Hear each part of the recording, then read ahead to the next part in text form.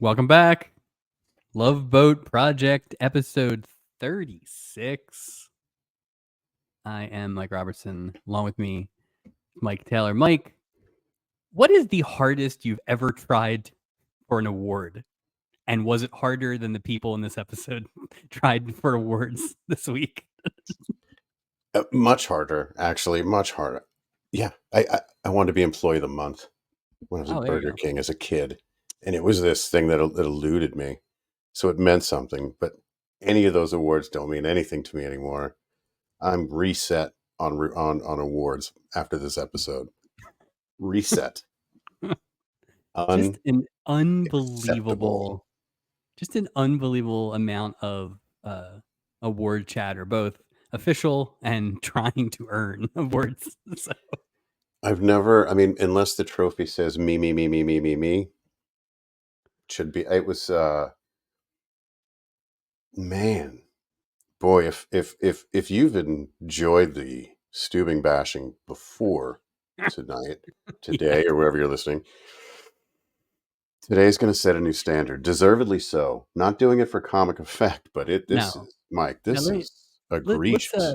We can do this like Pulp Fiction or anything. Have the end at the beginning, because my walk the plank is Meryl Stubing. Absolutely. And there's nothing in this episode that will change my mind. But no, I agree. Yeah, if you like people winning awards, if you like people trying to win fake awards, this is your episode. This is for you. Not boring. It's not boring. No. Tonight we are here to talk about season 2, episode 11, the Captain's Cup, the Folks from Home, Legal Eagle, and those are titles. Those are legitimate titles. What was the second one again? The Folks from Home. Folks from Home. Okay. Well, the problem is we'll get into that is not his home. That's just where he went to college. Yeah, Johns Hopkins. Yeah, not home. Home for your dorm, I guess. What a weird. Original air date, Saturday night, December 2nd, 1978. We have 3 episodes in December. So we are always in play here for Christmas activities, but none. I'm ready. None here for episode 11. Not a drop of Christmas. What there was, and this is from our friends at IMDb, Meryl expects a prestigious award, but the presenter is not whom he expected. That's not. Okay. I don't even care. It doesn't even matter. Doc is attached to elderly George and Gloria Hancock from his hometown. As we said, not true. His hometown. Not true at all. It is. It is, I guess. That's a whole nother. All right. Recently divorced Dan Holt runs into his ex-wife's lawyer, Ann Sterling. I was waiting for him to set up like a whiteboard with paper and just start drawing it out. Gather around. It's like charades, but it's on paper. Come on. I went the other way. I think I saw him. I think of him more as I think of Bert Convy more as a password man, super password than one loser draw. But obviously both tremendous. I think they're on the same network too. By the way, he was an NBC man, if I'm not mistaken. There you go. What else is on? Now, there is so much to discuss in this episode. I did not go deep, or at least that was my intention, not to go deep. But sometimes you just get pulled in. So let's see how far we go. I just want to say this segment this week should be called What We Should Have Watched Instead. But fair enough. The options are not great, so you may change your tune. On NBC, well, you know what? We'll save NBC. On CBS, I feel like CBS is always the more standardized. NBC is just so desperate, they'll put anything on. Let's throw anything on there. CBS, Outside Chance. It's a TV movie. Pack a lunch. This one is interesting. A young woman is accused of murdering the jailer who raped her. Then she escapes from the jail and becomes a fugitive. The tagline of this TV movie was, "She went to jail innocent and came out a murderer." You said Last Chance. I was thinking of like perhaps like, something along the lines of like the Jim Abbott story. Just something like It was that. Outside Chance, not Last Chance. Outside Chance. Outside Chance. Not I guess Last outside, Chance. like in the yard. Yeah, Maybe yeah. she killed. Like the Maybe that's where strike she killed the zone. jailer. Yeah. Never heard of anybody that was in this thing, but I did see a note on IMDb that basically much of the story and a good chunk of the cast was in a similar movie 3 years earlier. So I don't know what that's about. But that's Wow. for Outside Chance Project to discuss. I wonder if TV movies were just cheap to make, because the level of quality on a lot of these, it's not like they couldn't have been that expensive if they're just rolling out garbage like this, twice in a 3-year period. Yeah. I I mean, mean, and it's December too. Like, we're post sweeps, but you would think this is still theoretically the good stuff. Orca was on a couple weeks ago. Last week, Orca was on. Well, And you this know is what the though? follow-up? CBS does not get into the TV movies. That's more of an NBC thing. Yeah, CBS usually has actual movies. that's So true. maybe they're not ready. Maybe they're still filling in for American Girls. We never heard what happened. And I don't think they're coming back. They just disappeared. Okay, so this is a little confusing. So NBC ends up airing The Story of Christmas. And like I said, we're in December, so we're going to get a lot of this stuff. The Story of Christmas is narrated by a Tennessee Ernie Ford. It appears to have been made in around 1961 or 63. It is very hard to find a lot of information on this. They do have an animated sequence about the nativity. Oh boy. I couldn't find it. I was looking for it. I assume there's a Ernie Ford cartoon. Like, he's one of the wise men or something like that. Wow. He brings 16 tons of myrrh. That's fine. I did find a clip where he's talking to a little boy. It's in black and white. It doesn't look very good. What was on the grid, the grid was something called Sword of Justice. Yes, please. I don't know what it is, but I'm watching that. What is this? I'm like, Mike, we have too much going on this week with this episode. We cannot go down the path of Sword of Justice. And then I went down the path of Sword of Justice. And then I saw that the star of Sword of Justice, Dak Rambo, will be on the boat many times. 3 times, I believe, including next season. Wow, so then I was like, well, we can save this for when Dak Rambo is on the boat. And then I was like, we're not going to remember to do this when Dak Rambo's on the boat. So here it is, Sword of Justice. All right, let's do it. It sounds awesome. What a great title, by the way. Playboy Jack Cole is framed for a crime that results in the death of his parents. He is sentenced to prison, where he learns a variety of criminal skills. Upon his release, he is determined to exact revenge on those who framed him. It had a American Girls 10 episode run. So don't know what happened there. I kind of think we have to do Sword of Justice Project. I think we do. I mean, it won't take that long. And the best part is Dak Rambo's IMDb photo is him in a tux, like doing one of the Oh, I love that though. Yeah, with the finger next to the head. Yeah, I love that. A lot going on there. So can't wait to see Dak Rambo and his twin, Dirk Rambo. Stop it. That's not a true statement, what you just said. That he does not have a twin. A true statement. Dirk, I don't know if Dirk makes the boat, but Dak does. Is that a real last name? Did you wiki these people? That we will save for season 3. So whoever's in charge of the hosting that day, write it down. Oh man, that's great. Dak and Dirk. I hope I do remember. Back to this. Here's who's in the boat this week. Bert Convy, as we mentioned, as Danny Holt. He is the best known for game show hosts Super Password and Win, Lose, or Draw, whichever one you like better. Or Loved both. him. Maybe you just like both. First of 6 appearances Whoa. for Bert. He takes a bit of a break here. I don't think he comes back to like season 5, but he is our second person in the last 2 weeks, I believe, or 3 weeks, that will be in the series finale. So, interesting. I feel like that in my head, that's like, oh, these are the best of the best, right? I gotta think. I mean, they're gonna Bob Crane. I Bob Crane. really liked Bert Convy. I think Bert Convy is so well. Keep in mind, we'll be talking about that last episode on a cruise ship, right? If all goes according to plan, right? Obviously, he's so likable. It's not a Bob Crane charisma thing. I just think he comes across as a nice, genuinely nice person. We can dive into it a little bit more, but it's the Monty Hall playing Monty Hall. It and is. Bert Convy playing Bert Convy are 2 different things. So. It is. Yeah, Monty Hall, his range is Monty Hall. He was fine. I thought he did a good job. It was classic 70s sitcom stuff. Exactly. You know, it was great.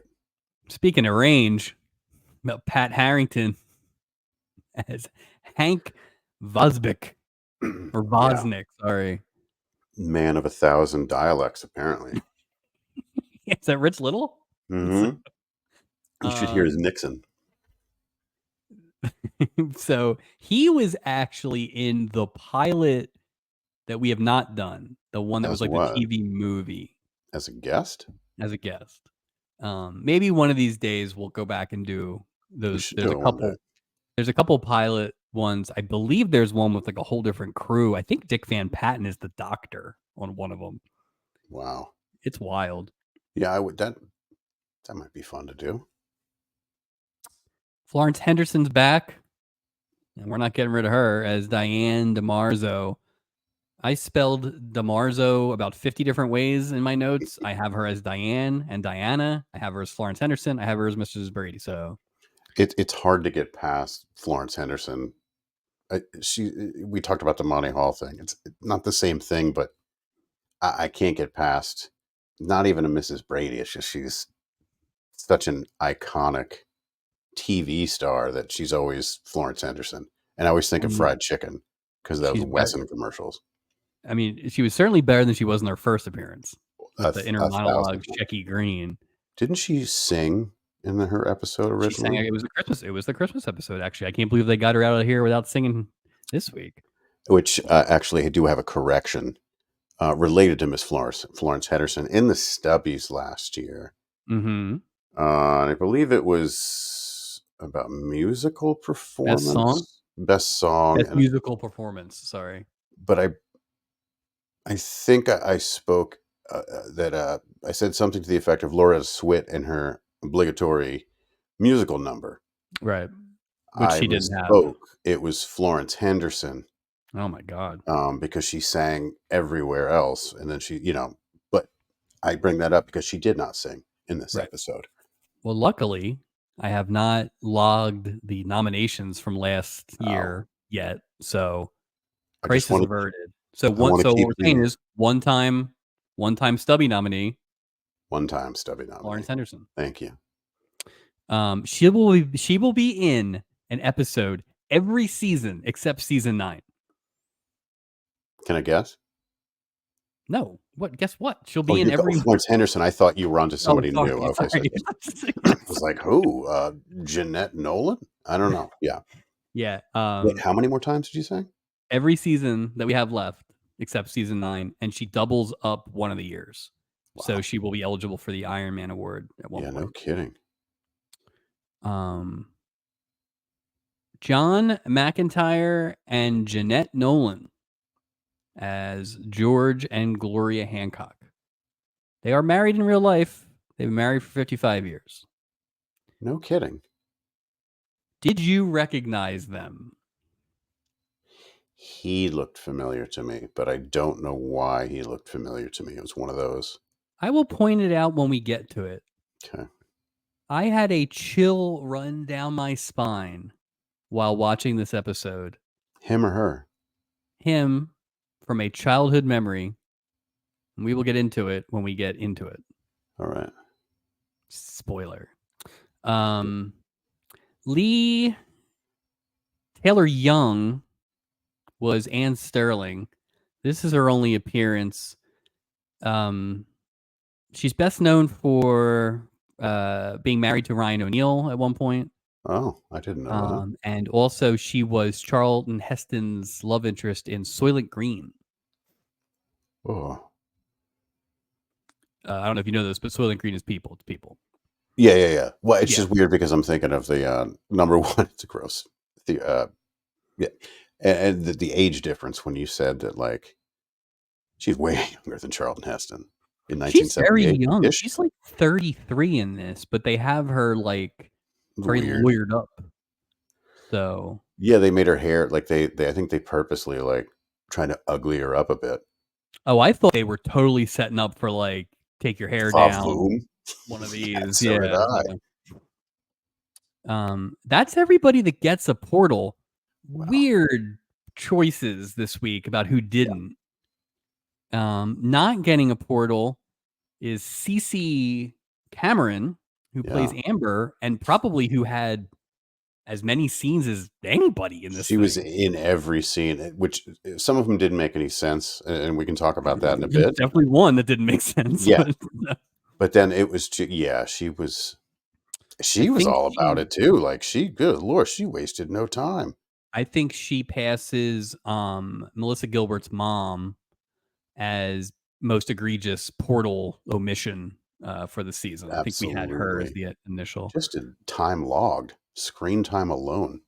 Tough break also for George Petrie, Dr. David Barnes, who got a lot of, really great audio acting. Like, hey, I can't hear you. He was great. Adam, you have 2 hours. Oh, I got a lot on that. Oh boy. And we'll say this was. I'm just dropping little breadcrumbs here. Well, I think I know where I know this breadcrumb here. I'm not going to say it, but I know this one. We'll be saying goodbye to an old friend, and our first if the season ended today, our first guaranteed stubby winner. But we'll get to that as we get to it. Yep. Portal report. Pretty we're just kind of normal. Anything catch your eye there? No, it was pretty nobody's super hamming it up and nothing memorable. It's just kind of no. And I think we're kind of just in it now. It's like, this is what you do. This is it. And there was nobody that was like a high-end comedian kind of trying to deal out of it. Yeah, no, it was all pretty pedestrian, to be honest with you. Any notes before we get on the boat? No notes. I'm ready to dig into this sucker. One quick thing before we do start. We had mentioned last week that Fred Grandy and Bernie Capel wrote the one storyline. It was The Folks from Home. Another solid job, I would say. Our friends... What? Sappy is get out, but yeah. I don't know what you're talking about. It's capable. Dramatic. What? Pathos. Somebody's going for an Emmy. Art Barr and Ben Jolson actually had their hands in the other two storylines. They wrote The Captain's Cup, but then they were 2 of 5 people involved in Legal Eagle. Interesting. So I don't know why that was. And a third person, George Farr, I believe, got teleplay credit, and then 2 other people got story by credit. Now, if I remember my television classes, story is the idea, teleplay is like the words. So I don't think we needed 5 people for this, but it almost feels like there were 5 bitter guys who'd gotten divorced recently, and they all had some stuff to say. So. No kidding. That's funny. Speaking of things to say, let's get on the boat. Yeah, let's do it. The crew is hanging out before everybody boards the ship, and Doc offers up an idea for their 4-day liberty. Look at that. Vegas, baby. Vegas. Yeah. It's what did he say? It's just the right kind of medicine or something like that. It's perfect. He's all about it. This is the first kind of example of a good script for old Gopher and Doc. Mm-hmm. We kind of find out what everybody else is doing. Well, 66% of what everybody else is doing. That's right. Why they can't go with Doc. Gopher has to go to visit his cousin in downtown Burbank. Laugh track. Yeah, I didn't know what that was about. That must be some real inside. Oh, is there no? I don't know what the joke Is is. that where they used to say they would put you up for like when you're on a game show? Maybe. I mean, I know there's stuff down there. Yeah. I mean, it's Bob Hope. It's the best airport in California, right in There you Burbank. go. But Well, I didn't get, and I kept going back to just trying to detect what. I got nothing. they put the laughs on some weird stuff every week. This is They probably were, some of the lesser egregious things they've laughed about. So well, they got these laugh tracks on sale. Like they just bought so much of it that they're like, just put it in wherever. All right. Julie's going back to Oregon to see her folks. We would imagine this is the first visit since they threatened to be divorced. So I guess Julie's just making sure they're still together. So yeah, that I forgot about them getting divorced. It's funny you bring that up. we won't be getting Norman Fell coming back to do anything. No. Isaac gives Doc a sorry, and there's no reason. Sorry. He's like, It kind of felt like it got cut, but I don't know so what much anything Doc would have footage been in this better. thing. A lot of Doc footage. I know. I like when he said to Julie, "You could be doing the town instead of doing the Right. dishes." Doing the dishes. Yeah, Doc really is anti-family this week. Broad stroke. Real quick, my theory was Yeah. that this is Isaac and Roxy Blue hooking up. Mm, But Isaac's got to keep it He can't quiet. ixnay on the No more of this love Oxy stuff. Ouble. Yeah. Nice Yeah, call. Doc, I really like that. like Mike said, Doc is kind of giving Julie the business about having to go home, and Julie's like, "No, I want to go home." He's like, "If you visit your family once and your dentist twice, well, that's enough suffering for anybody." So Doc's just like doing Doc's just like he burned all the bridges to the ground with his entire family, all of his ex. Well, no, he meets his exes. Why not make this the Christmas episode? Why is he just? Oh, like Doc gets the spirit. It could be a slight turn, and we could be right there with the story, and it would make Is it sense. because we're post Thanksgiving, pre Christmas? Is that what he's upset about? I don't even think it's a Christmas thing. I don't even think that this was intended to be shot in August. Yeah, they don't. There's no, but they could have. Doc splits, and Julie's like, "Why is he so cynical?" This is where Isaac and Gopher really step up. Sour grapes. Everybody thinks he's having a good time, but he's really a sad, lonely man kind of stuff. Hurting on the inside. Yeah, he's a single doctor on a cruise ship. Rough life. He's had to work twice. He's not that sad for that long. Ditzy blonde. Amber shows up looking for Doc. He's going up the steps, I think, and she's like, "Hey, are you the doctor? I heard about you from a friend." Word of mouth. Right. Like that's in 1978. That's the internet right there. It's almost like his resume. So, and it's a compliment because not only did somebody talk about you, but obviously they talked about you in high regard. I mean, she got on that boat and was looking for the doctor. She was looking for Adam Bricker, not the doctor. She was like, not like George Hancock was looking for the doctor. Speaking of George Hancock, Doc somehow just plows into his wife on the steps. I was, when I watched that, I was like, well, first of all, I watched this episode 3 times, which is unheard of. Too many. Right? Yeah. And on this part, I thought I had some theories and I had to see him through it. Did the injury that caused happen here? And it's like, that was my thought. He knocked her down. Although I have the official medical reasons for the procedure he's performing. So Yeah. later. Yes. But it did. I was like, oh, maybe Spoiler, this is this turns into a Barnaby Jones about this halfway is a through. crazy. It would cross between Barnaby Jones and Emergency on a boat. So Doc apologizes for being a klutz, says he's a Yeah. doctor. That's where we get the introductions to George and Gloria Hancock. And then George is like, let's go stow our gear. Nice to meet you. Nice to meet Amber. And when he turned to say this, I realized I know that face. I know that face anywhere. And then it turns out I knew his wife's face as well. Those two portrayed another married couple about 6 years later in the cinema classic Cloak and Dagger. Cloak and Dagger with Dabney Coleman.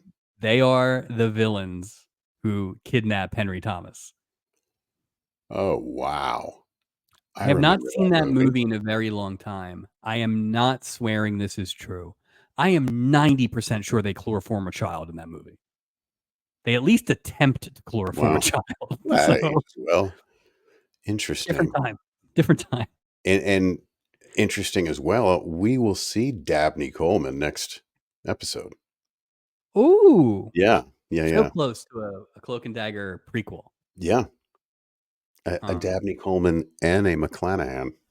Just want to say. Wow. Yeah. Oh, I'm not done. There's more. Well, don't get too excited No. about next week. I'm We just have saying. so much of this week to get through. Oh, that's right. I forgot what we were doing. Anyway, Yes. shout out Cloak and Dagger Project. Yeah, no kidding. Good luck. They go upstairs. Doc asks Amber if she's ever seen a real live stethoscope. So he's over those family blues. Yeah, he's done. He's fine. Well, because remember, she was like, "Would you have office hours?" And he was like, "I'll make a cabin call." So he's already off to her cab, and I don't even think she's checked in yet. No. She's gonna find some room. No, we are leaving this scene. Doc is fine. Doc's got no problems. 100% fine. So, what happens between this scene and his next scene? I have no idea. So, Something traumatic happened between her and him. Something. That's why. Well, okay. Diane DeMarzo is boarding the ship, and she is carrying what looks to be the Prince of Wales trophy awarded to the best team in the Eastern Conference NHL playoffs. When wouldn't you have a box or a crate or something for some, like they don't, Mike, you don't know anything about trophies, obviously. You don't box up such a fine piece of forged metal like that. It just probably just says cup. You don't do that. The Stanley Cup, they walk around with that thing like as the Stanley Cup. They don't put that thing in a box. they just roll it down the steps. Roll it down steps. It's probably the same thing. This thing's all dented. I think it's funny how she doesn't. She says she's tired of haul around this cup, but she's not like pantomiming that this thing weighs a ton. Yeah. This thing is the cheapest. Oh yeah. Garbage. It's probably wood. It's probably This is spray bad. painted wood. This is bad coffee cup acting right here. This is awful. You could have stowed it though, at the very least. It like pull it on a thing. She's just carrying it. She walks on like, how are you at work and you have to hug a trophy? What is this about? Well, it's probably her Italian heritage. Diane DeMarzo. Oh, hey, that's funny. She's gonna make sauce in her room. When I think of Florence Henderson, yep, I think of real paisan. She's gonna be in there making that sauce. You know what I mean? Like gravy. She's making that Sunday Larry gravy. Storch's family. As she walks on the ship crew member Hank Vosnick is making cat calls from above. We love a crew member. Love a crew member, especially a new one. Apparently, he's fresh on the job. First day, maybe. I don't know if he got his orientation or not, but he has learned the ways of the ship. He is hooting at women. Well, quick question, Mike. What the hell is he doing? He's on a ladder with a can of WD-40 and his hand on a pipe. And I'm like, what do you... I'm no handyman, sir. I'm not a handyman. But I know that he wasn't doing anything. Like, what Whose director was like, "Get on that ladder, grab the WD-40, hold on to the pipe." Like, Look, what? Pat What is Harrington, your role? America knows you know your way around a hammer. Let's Oh, give yeah. him something else. So But there was no tool belt, like, there was no, like, rag in his hand. The whole time, like, what is he? And then the second thought I the had was, second the second thing he's doing yeah, in his job is worse. So we'll right, get to that. absolutely. Was he doing a Schneider impression? I'm not sure. I don't know if this was supposed to be I some don't know sort of what it was. send up of Schneider, but it's like What I don't think is I've that ever his seen normal Pat. voice? I don't I also don't think I've ever seen him in anything else except as no, I Schneider. don't know who he is, yeah. That's what I'm saying, is he because it was I would obvious. I wonder what this guy's real voice sounded like. Sterling Winthrop. Oh, except he couldn't pronounce Champs-Élysées. So he's making a pass at Florence Henderson. She's coming back at him with a real big zero. Julie runs over and just starts lying. She's like, "I know you're new here, but making leering comments at the passengers is not your job." Didn't Doc just do that, like, a minute ago? Isn't that what the Overdo it basis of in a about show? I 4 mean, minutes, it and it doesn't. happens all the time. What are you talking about? Right? Yeah. So Julie's She's just so lying. She follows that up with then lying to Florence Henderson and saying this never happens. So Julie's just lying. But then she realizes, I guess the cup gave her away who she was. So yeah, oh, like, she couldn't see it when she walked up this giant cup that you have to hug with half your body. "Oh, hey, you must be." Mhm. we find out that Diane is the press agent for the Winthrop family, who will be presenting Meryl Steubing with the Winthrop Cup You don't see me wearing my as captain's hat. Captain of the Year. There is no captain's hat for me this week, Mike. I refuse. This felt like a storyline right at you, right at you. I texted you the other night and said, "Captain of the year?" I wanted to say so much more than that. You were like, "Save it. Save it." Oh, Mike, So I we will say this, come in on. classic Love Boat fashion, they give no details on Not the a one. qualifications Not to a be one. captain of the year. I assume you have to be a captain.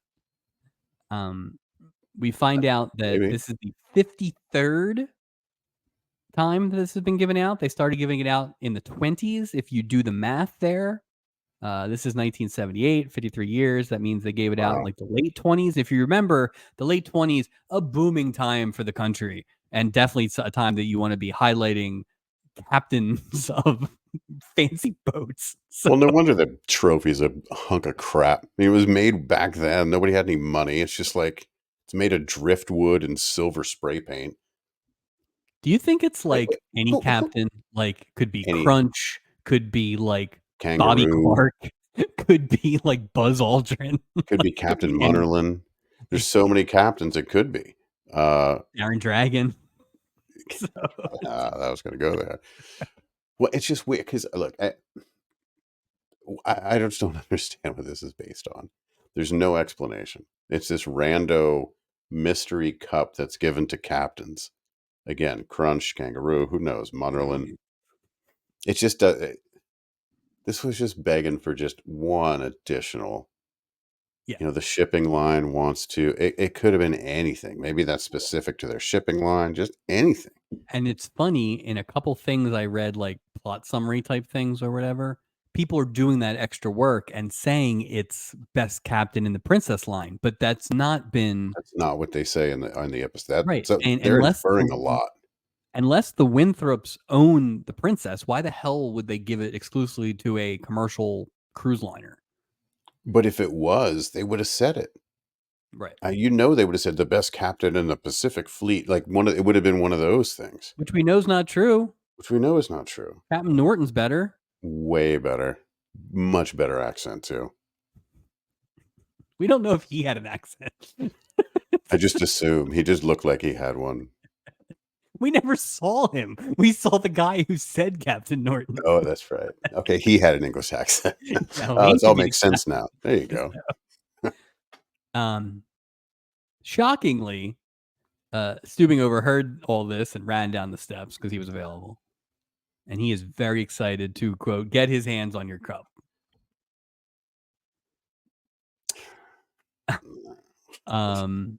We find out how excited he is, not just to win the award, but to meet this Mr. Winthrop. And basically has no time for any other discussions because he gets called to the bridge for some reason. Can I say on this? So you make a very good. Look, you're setting it up brilliantly here. He has the trophy. He sees the trophy. He knows the trophy he's going to get. Right. He's a little extra jazzed because okay, I can see it. It's for me. They're going to give it to me. It's a big trophy. It'll look good in his Trophy. now tiny office. Right. He won't be able to see around it. He can eat donuts out of it. Just put the donut in the trophy. He's such a jackass, dude. Like, I was so bothered. This whole storyline is because, yeah, I want the trophy, but I want this guy to present it and make a big how do you do about it. Yeah. Like, come on, dude. You're supposed to. You'd think a real captain would be like, you know what? This award really belongs to all my crew, or you spread that out. Not him. I He's mean, like, thanks, really, and I'm out of here. What a shouldn't this ceremony take place on land? Well, he Like, wants they don't a give boat out full of people to see it. That's they don't why. give out, like, the, MVP trophies when in the middle of the game. Like, If you do it at a dinner at the cruise, you've got like 600 people you have a whole audience. I gotta tell They get you, to clap and you that got to make a speech. He's so selfish, man. that He's just award night captain's table, not only was the oh, crowd sparse, the he's weak. actual table looked pretty bad. Weak. Yeah, I mentioned that. I was like, this is a very weak captain's table. Oof. More to come on the prestigious Yeah. Captain's Cup, Winthrop Cup. Get comfy. Danny Holt arrives to check in, and he quickly establishes everything you need to know about Danny Holt and his character and what you're going to be hearing for most of the episode. He just lays it all out. Yep. Which, you know what? Can't be I'm every okay. episode, can't be every actor. But once in a while, that's fine. And it's actually impressive that it was Bert Convy and not like an old comic, because it definitely had like the rat-tat-tat of like if Rodney Dangerfield was playing Danny Holt, it would have made sense. I totally agree. And again, I thought, going back to the point we said before about Bert Convy, I just thought he was really good. He's so likable. Maybe he's not, but he comes across that Absolutely not Bob Crane charisma, but just likability. And I think that really it was sets that the stage. effortless charm that we do like, and we don't see it very often. Mm-mm. Because again, it's like, this isn't Shakespeare, right? If you go into it with a good attitude and you take your swings, that this is going to be, I'm going to be on this show. If it sucks, who cares? Yeah, have fun. Not my show. Those are the best performances we've seen for the most part. I agree. Have fun. Don't be a Norman Fell. Like, and just the put best performances we've seen. If I had to make a short list, of stubby best men for this season, they're all the big swings. It's Billy Crystal. It's Richard Mulligan. It's the cruise ship Casanova. Richard Dawson was good. There's a lot of good people, Honestly, might be Bert Convy. Bert Convy really was great.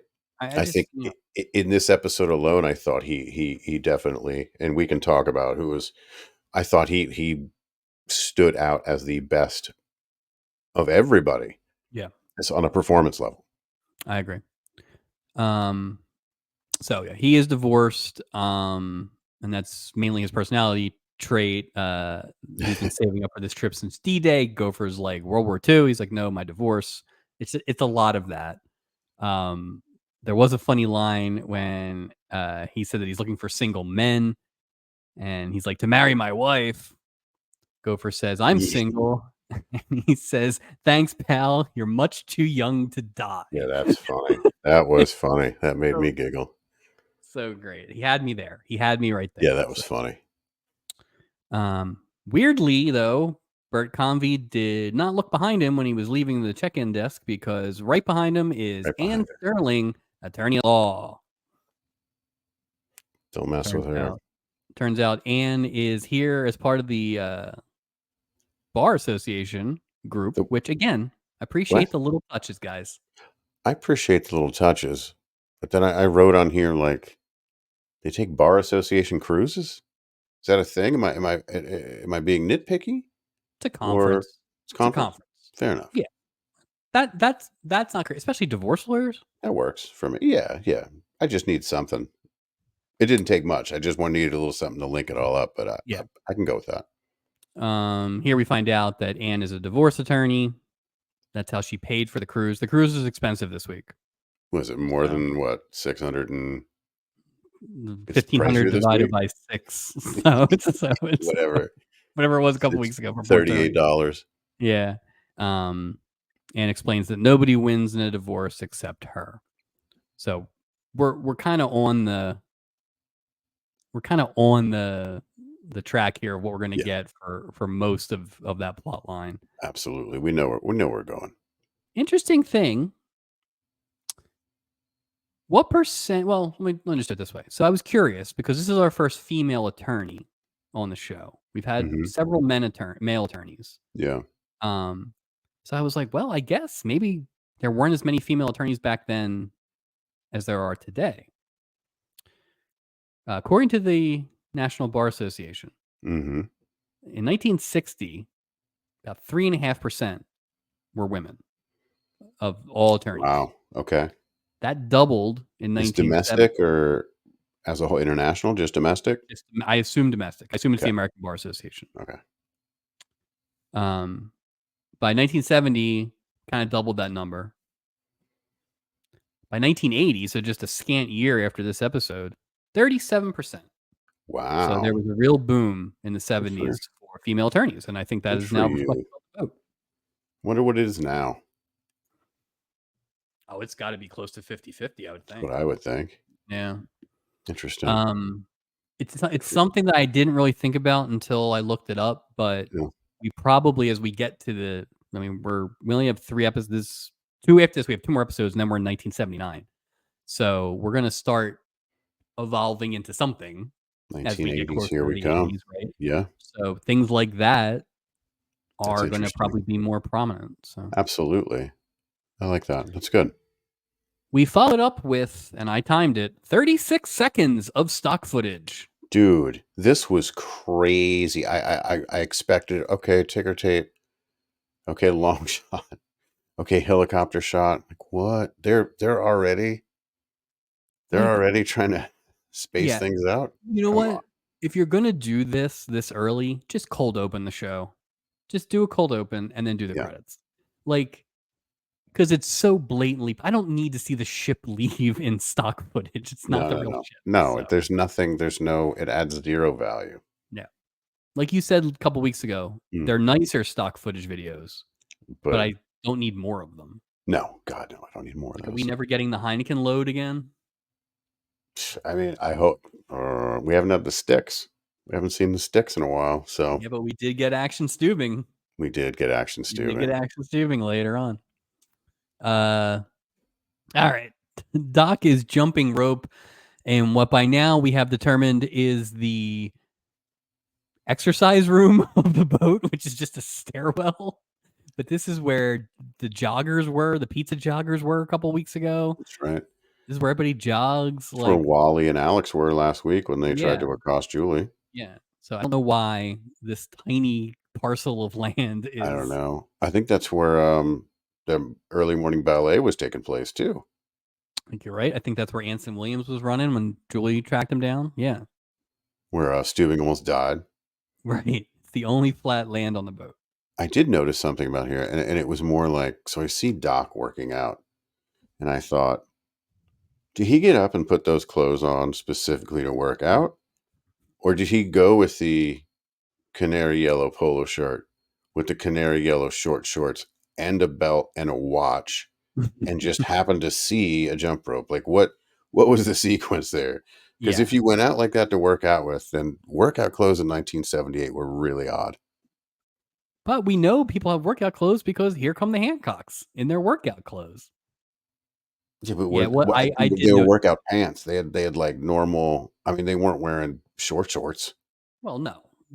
But no, I believe workout clothes exist. I think we've seen them, but yeah, it's a lot of odd choices by Doc in terms of where to exercise and what to wear when you are exercising. It's so But strange. this almost felt like Bernie Capel just flexing about what a good jump roper he was. Write that in. Hey, Hey Fred. Hey Fred, write this in. write this in. Watch this. Freddie. Dude, that After guy, when he crossed it over, I saw it and I was like, that was legitimately pretty impressive. Yeah. No, I mean, like it almost feels like we're gonna get like a double Dutch scene here in a few years. There's gonna be Hey, a couple kids on the boat and he's gonna jump in. hey, This is how I when used to do it in Baltimore. well, I thought you went to school there. Whatever. I You live. ever see Where'd The you live? Wire? The That's my life. Wire. Yeah. Quick Um, question before we move on to this. So we yeah, have George Hancock and we have Gloria Hancock. When they come into the scene, they run and then they take 2 steps back and then they run. You remember that right. part? And That's a it lap. reminded what is it? What is that thing that they're doing? Well, anyway, it not so much that. It reminded me at late 70s, early 80s Dallas Cowboys offensive line, they used to do this thing before they'd get set. They'd get down and they'd go up and down. Do you remember this at all? No. Like they're in the middle of a play. Danny White quarterback would come up, blah, blah, blah, blah, blah, and they would all before the ball was snapped, he would say something. They would all get up and then get back down and set and snap it. And it just reminded me of that, what they were doing. And I was like, do you remember this? Obviously you don't remember this. No. I was just Oh, confused about why I don't they get it. grabbed his arms like they were going down the yellow brick road and just ran back and forth 4 feet. They were trying to find somebody to give that doctor ring to. That's what it was. Like, what an incredible, incredible, this So works out perfectly. yeah, so a lot of plot here. So George and Gloria had already run a lap. They run into Doc. They grab him to take another lap. They literally go as far as the steps and then turn back around. In the middle of this, Doc reveals that his parents have died. You know, not recently, but they're no longer with us. And also that it looks like Gloria had a Orioles hat on, and so that he makes the connection Ooh, that they're from Baltimore, and therefore Johns Hopkins is where Doc went to medical school. So another note, which I appreciate. Again, I like the little it's clues. it's it's not great that the most backstory from the characters, a lot of them happen in episodes that the actual actors are writing. The whole Isaac Interesting. Oakland thing, Yeah, they're like the they're whole writing Isaac their own doo-wop thing, biography. half of Isaac's backstory is those 2 episodes. Yeah, You know, it's like so it is interesting. something to learn from other writers. Yeah, Um, the George has a flask and offers it to Adam. He thinks it's going to be scotch. Nope, it's turnip juice. why would you assume that? And again, I'm scotch in a flask, Mike. Turnip Is juice in a that flask? something? Well, not even it Wait, isn't even wait. that. But if you were gonna put If if you're gonna put somebody came liquor in to a you, flask, if somebody came to you yeah, with a flask and they said yeah. it's one of these 2 things, what would you think it was going to be? Probably the alcoholic beverage because Right, it is not in a metal turnip juice. flask. Yeah, Like, so I think that's fair. that's fair. That's fair. That said, it would be weird if the old guy was running with scotch. Every answer is bad. Yeah. Um. Anyway, Mm, that's kind of where all this weird. begins. So with that little exchange, the doc we saw in the first scene and the doc we saw in the second scene have combined to give us the doc for the rest of the episode. Well, really, I mean, the bond started when he gave her the life-threatening injury in the beginning, when as soon as she boarded the ship. She's probably just making it worse right now, and nobody knows it. That turnip juice can't be helping either. No, no. Schneider, very inconspicuous in his blue jumpsuit, is lurking around the deck. So in this scene, his work consists of him sitting on the steps and polishing the banister Did he have a as drink in his people hand? walk up and down Yeah, like they had to using move the out of the banister. way. He's just nobody Like, said anything. here's the thing: you clean the banister before people get on the boat. Maybe you clean it at night. You don't Maybe. clean it in the middle of the first pool day. That's the filthiest the bastard's going to be. Well, now, because I was confused again, I assumed he's some sort of repairman with a can of WD-40. Because now the mystery continues. Now he's what sort of handyman is just wiping something down? I'll fix it. Wipe, wipe, wipe, wipe. It doesn't make I it feel just like old old Hank was a bad hire by somebody. I assume Julie, but I don't know. zero references. I He was wouldn't on the hire that boat guy. for one day.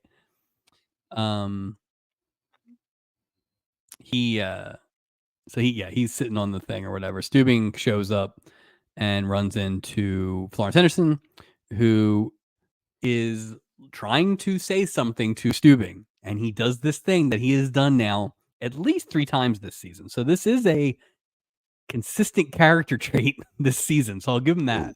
Add it to the list. But she's trying to say something, and he just cuts her off and answers his own question and does it 3 times. And so therefore, she's probably trying to tell him that Winthrop is not going to be on the boat. Yeah. And instead, he strong arms her into a dinner invite, and I'll see you later. And boom, the 2-finger salute. Stupid salute. The only thing is, right? If she's a press agent, you would think that she would know how to handle this guy a little better. Steubing's not exactly, the genius level person she's got to deal with. And you would think the Winthrops would have top flight PR people, right? so she She'd probably just be worked like, with "Look, this firm. he's not here. Yeah, Do you want sorry. you don't want the trophy? You Okay, want the cup or not? Right? yeah, I don't give a shit. I'll go back. I'm on a cruise. I don't care.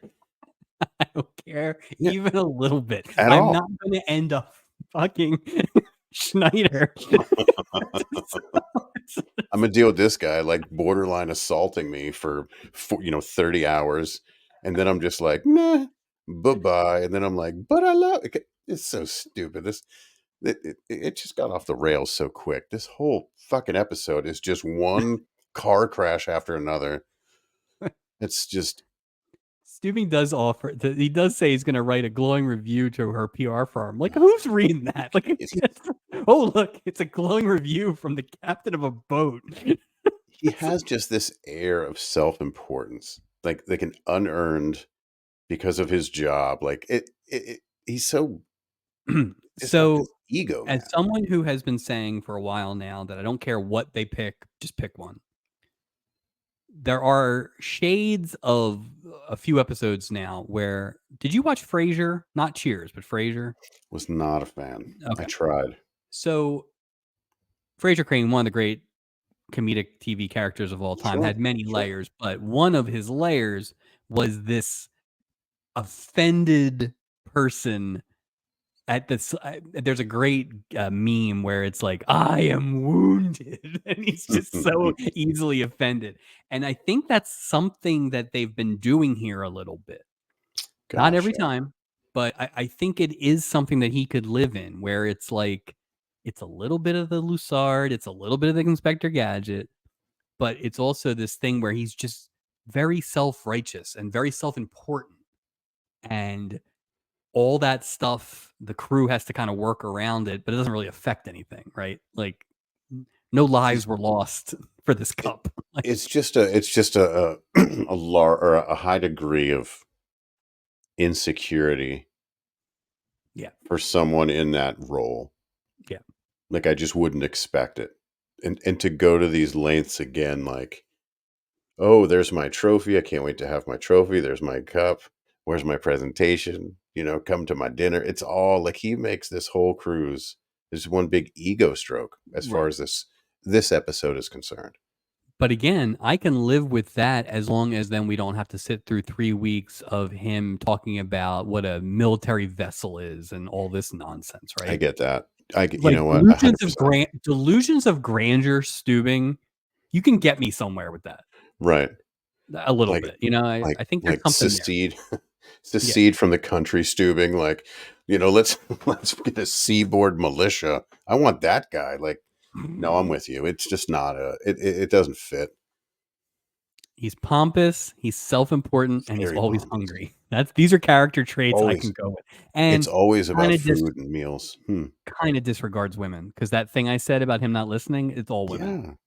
Yeah. He just put him on the pay no mind list. He Yeah. just talked over. But who's the first Oof. person he calls when his award thing is getting screwed up? Gotta Julie. call Miss McCoy. All right. Hank is done leering for now, so he goes over to Diana to see what's up. And she kind of explains the rest of the plot that we're in for here, where she works for Sterling Winthrop. He's supposed to be on the boat to present the thing, but he's not. And that's bad news for her. I don't really understand how she could lose her job because of this. Like, It doesn't she make works any for the sense. guy who's not on the He boat. didn't make the ship. Yeah. So how's she going to get in trouble because he isn't on the ship? Right. What's like Stooping has this kind of pull. It's like, no, it's so dumb. Hank offers to help in any way. She looks him up and down, then she invites him back to the cabin. So So was she setting the trap now? Like, maybe trap's not the right word. I don't think trap Like, was is she the wrong leading? word. Okay, maybe it is the right word. I felt like from this point when she's like, "Oh, come back to my, can you make it 10? Can you make it 5?" She knew Yes, what she was doing to get him to do what she needed him to do. I would posit this is the most egregious leading on 100%. or straight up lying to that wasn't like a con that we've seen in an episode. Because even Roxy Blue, Wasn't this kind of a con though, in a way? Because this guy was a rube essentially. No. Well, I don't know if he was a rube, but if it wasn't for that phone somebody call, with a New England accent, right? That was Boston, I guess. Was it Peter Griffin? He kind of sounded like Peter Griffin. It's from Rhode Island. Yeah. Anyway, he should have known better. I would think a handyman from New England would know better, but maybe he was just like, whatever. I'll get in here. I'll do the dance. So Schneider, the real Schneider, wouldn't have done it. Nope. Be like, no way, Mrs. H. No way. I wonder if that's how he got the job, because he knows the wife of Aubrey Skarsgård. All tied. Thanks, Skipper. That's why. Hey, Skip. Poor Schneider. Danny's at the pool bar, and Gopher asks why he's still sitting here alone. He gets off a few "marriage is terrible" singers. So yeah, she took this and just. It's funny. Isaac not making a drink, but just cleaning a glass, wiping a glass, like stereotypical. A lot of bar scenes this week. No drinks. No drinks. Isaac and Gopher notice the getaway sticks on Anne. And they start to point it out, and Danny turns around and he's like, "Oh no!" Ay caramba! What did she say? Dracula in drag. A vampire and Jaws in a swimsuit. So yeah, we find out that this, in fact, was his ex-wife's divorce attorney, and I imagine we're going to hear about it once or twice. I have to bring something up, and it's sort of awkward. I've seen it a lot this season in pool scenes. I don't know quite the terminology to use, so I'm a little embarrassed to bring this up. But I know what you're going to say. Why would you go to the pool with like hose on? Oh, that's not what I thought. Like, all the ladies have hose on. Any hose? Yeah. Florence Henderson has it with her shorts. This lady, oh, look at the legs on that filly. She had them on. Most of them have it on. Except for like the drive-by bikini shots that you get now. That's what I thought you were going to say. No. I'm saying I don't like, why would you go to the pool? Is it circulation issue? They all have diabetes. I don't know what's going on, but it's really something I keep seeing and seeing. I did not notice it, but now that you say it, you're right. I definitely saw that Anne was wearing them. So it's weird. Was that a look? Was that a look in 1978? I have no idea. I don't know. All right, we need to get a fashionista from the late 70s on. Please. Is Mr. Blackwell available? We can get Mr. Blackwell on. Dr. Eyes. Next week, Mr. Blackwell. All right, Hank shows up at Diana's cabin, and she asks him to pose as Mr. Winthrop. This is what we're doing. Here we go. They're going to try and fool Steubing with the trophy presentation. Sure. Sheridan Winthrop is a millionaire, philanthropist, playboy. Like Robin Masters. Right. Hank is willing to help with the ruse, but when Diana offers to pay him, I was hoping you were going to say this line. This is a cringy. Okay, go ahead. Hank I'm sorry. tells her, "Hey, sweetheart." Rolls up I'm a pack of smokes in his sleeve. Yeah. I'm not into money. I'm into love. Sure, Schneider. Sure. Yeah, Great. Schneider, Peter Griffin, whoever you are. And then they smooch to seal the deal. Well, the word he smooches her to seal he the deal. smooches her to seal the deal. That was jeez. Boy, she's taking one for the team immediately. Her team. Hmm? Her team. Well, that's true. This is part. I mean, she did what she did. Yeah. It's still weird. It's like the whole very thing weird. feels weird. Very weird. It gets weirder. Well, it doesn't even get weirder. It just stays the same weird, but we get like 5 scenes of it. So yeah, it's the same. Yeah, it's this. It's we're basically in a bottle episode now for the next 2 acts. Yep. Act 2. Gopher runs into Amber on the deck, and they have awkward flirting. Julie walks by to make sure nobody missed the fact that we had Gopher and Amber on the deck having awkward flirting. Well, it was weird. She was like, "Huh, Gopher and Amber. That was so weird. I'm like, you don't. She just got on the boat. You don't even know. They're just. It was a weird. I don't understand it was a weird. So, I think they were trying to establish that she obviously went right for Doc, and nobody touches Doc's stuff, I guess. And Gopher definitely was like hesitant to do the pecking order, sort of. Yeah, right. I get that. Know. Well, plus, as we'll see later, she keeps popping up. Oh yeah, like for no reason. She's got a lot to do. She's got a lot to do. Amber came on this boat for one reason. To help in a medical procedure. That's right. That's it. Oh God! All right, but I'm already sick of this story. Back in Damasio's cabin, Hank is getting briefed on everything he needs to know about being Winthrop. He speaks a very upper class accent, so we get Schneider doing an accent for a while. Yeah. It's just a little this. It's just a little. It's teeth clenching, right? It says a name that I assume was an actor that sounds like that, but I could not catch what that name whole he was saying. British Army.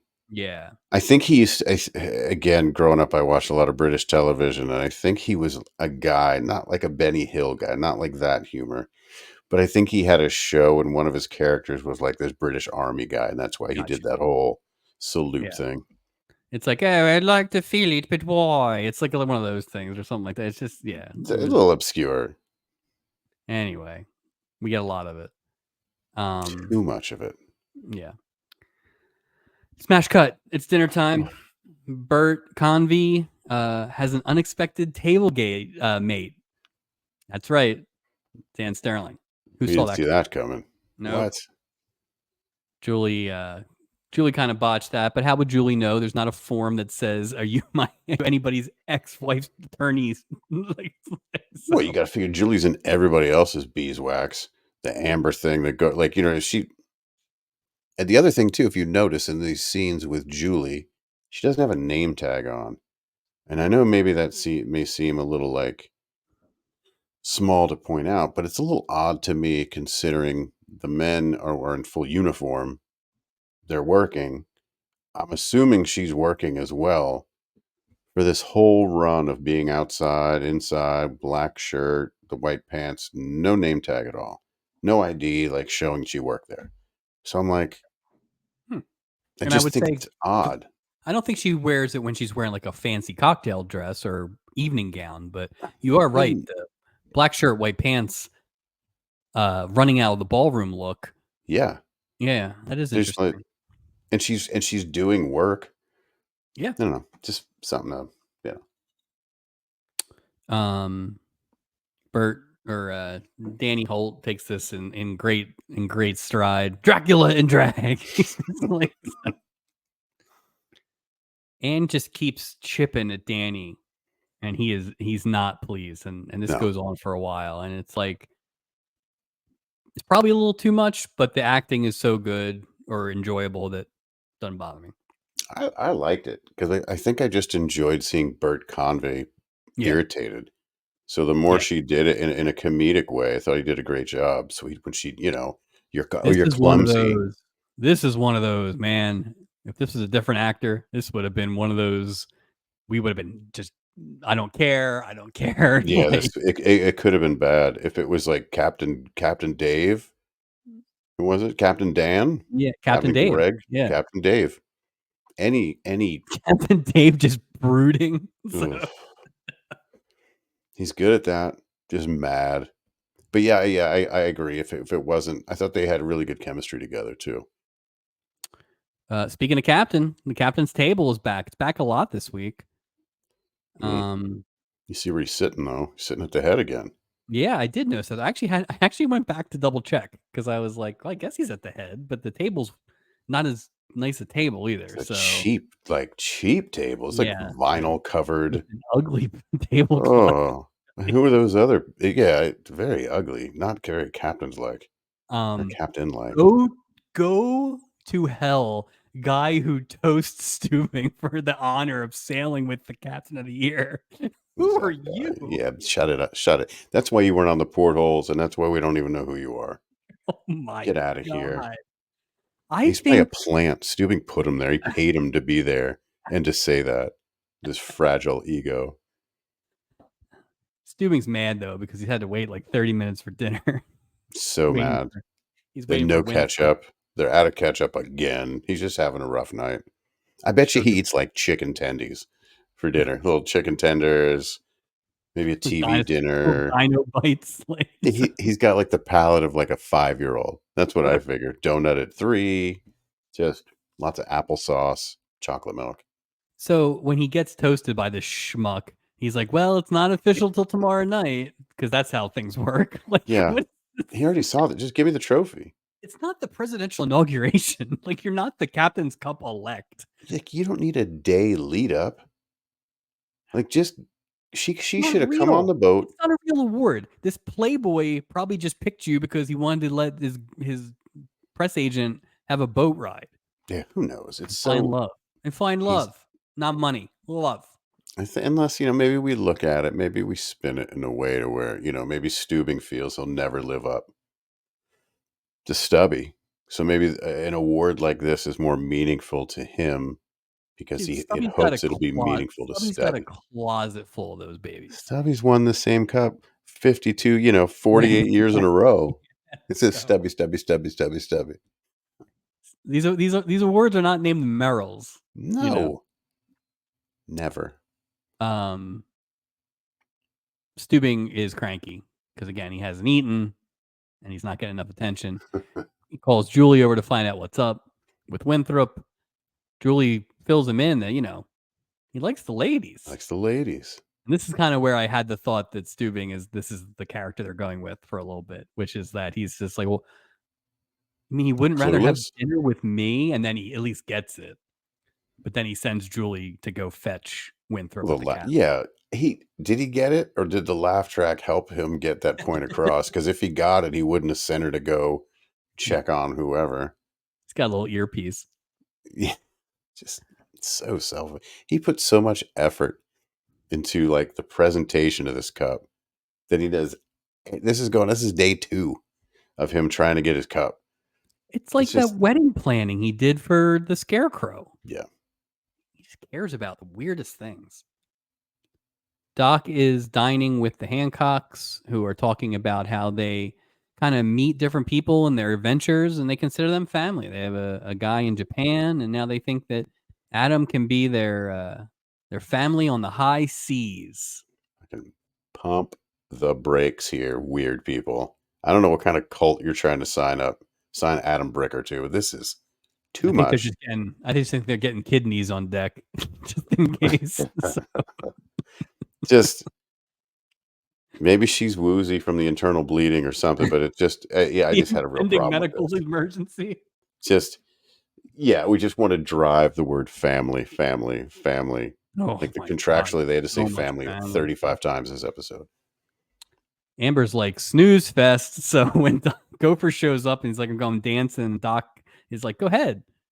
She runs out of that room. Bye. She's just like, see ya, old man. Like, well, let me ask you then. So in the beginning, when he was leaving with Amber to go wherever they were going to go, right. do you think that happened? Or did did the massive injury that he caused to Mrs. Hancock change the Yeah, trajectory? you know what? I would say it probably did happen. Or That's what I mean, I I don't know. thought. Does Doc like set the scene for later on? So maybe it didn't happen. But I mean, moves were made with Yeah, but I feel intention. like he's kind of like bowing out. Like Oh, the he's thing is, definitely bowing out. he's saying like, "Oh, I choose," but it's not. It's not the same thing. You're gonna sit here with these guys apparently for hours and hours and hours and hours and hours and hours and sing songs that 70-year-olds sing. You're gonna do that? That's your life now. That's your life now? But you know what's funny? We talked about it a little bit the last couple of weeks where we Hmm. didn't really love this new kind of fangless Adam Bricker. Yeah. What If happened, dude? you go with our theory that these are shot all out of order, and if this one was moved up earlier in the season, it does make a lot more sense. Yeah, that does make sense. If this one came early in the season, which it based on Julie's hair, I think is where we're at. This is like an early season I agree. one. This is pre the Loretta Swit flirtation where he almost moved to Russia. This is last week. He's like helping Mona. Like, who cares what some of the stuff Doc's been doing lately? So it would have made more sense if they had actually, released these things in production order. So, Or it would have made sense what something you said in the beginning. If this was the Christmas episode, this whole thing could have been spun so easily and so yep. nicely into a Christmas story. Yeah. Oh God. You know what they should have? They should have done an actual Ghost of Christmas Past thing. You could have. And then she like could have Christmas not made Carol. it. Who does Captain Stubing play in a Christmas? If you do a Christmas Carol, can you give me the crew? Like how would you do it? Who are the For what? ghosts? The ghosts? If you take the Stubing's Past, Julie's, Isaac's present, and future is Ted McGinley. Banged up. Ted McGinley. Yeah, because he's on the boat eventually. Fair enough. Julie knocks on Winthrop's door, but he gets Florence Henderson instead, and she's making excuses. Julie takes all these excuses as that Winthrop is hooking up with Florence Henderson, right? Yeah. Oh, absolutely. I mean, see her walk away, and she's like, "Oh." Mm-hmm. Julie's just the little minx narrator this week. She's the Cheshire Cat. She's in everyone's. We are already. We're flying along this episode. It's weird that I thought that there was more meat on the bone on this episode. Not that we're done, but we're in a loop. We're in a loop here it's weird with two of the storylines, basically. So now we're just getting a lot of Schneider doing his impression of a character. He's learning about all the fancy rich things like polo and Paris and politics and all this stuff. And we're just in it now for a while. Like, and then like you said, the Danny Holt and Ann Sterling, it's sort of that same loop. Mm-hmm. Yeah, we just happen to like Bert Convy. Yeah, we like Bert Convy. But it's the same exact thing. Back at dinner, Doc and the Hancocks are having a sing along, as you pointed out, old people songs. So, how mad was that waiter? That was checking amazing. his watch. He was pissed. And then in the background, there was another guy kind of doing one of these, like the Norman Fell shrug lean. But that first guy, that really, there's another scene coming up too.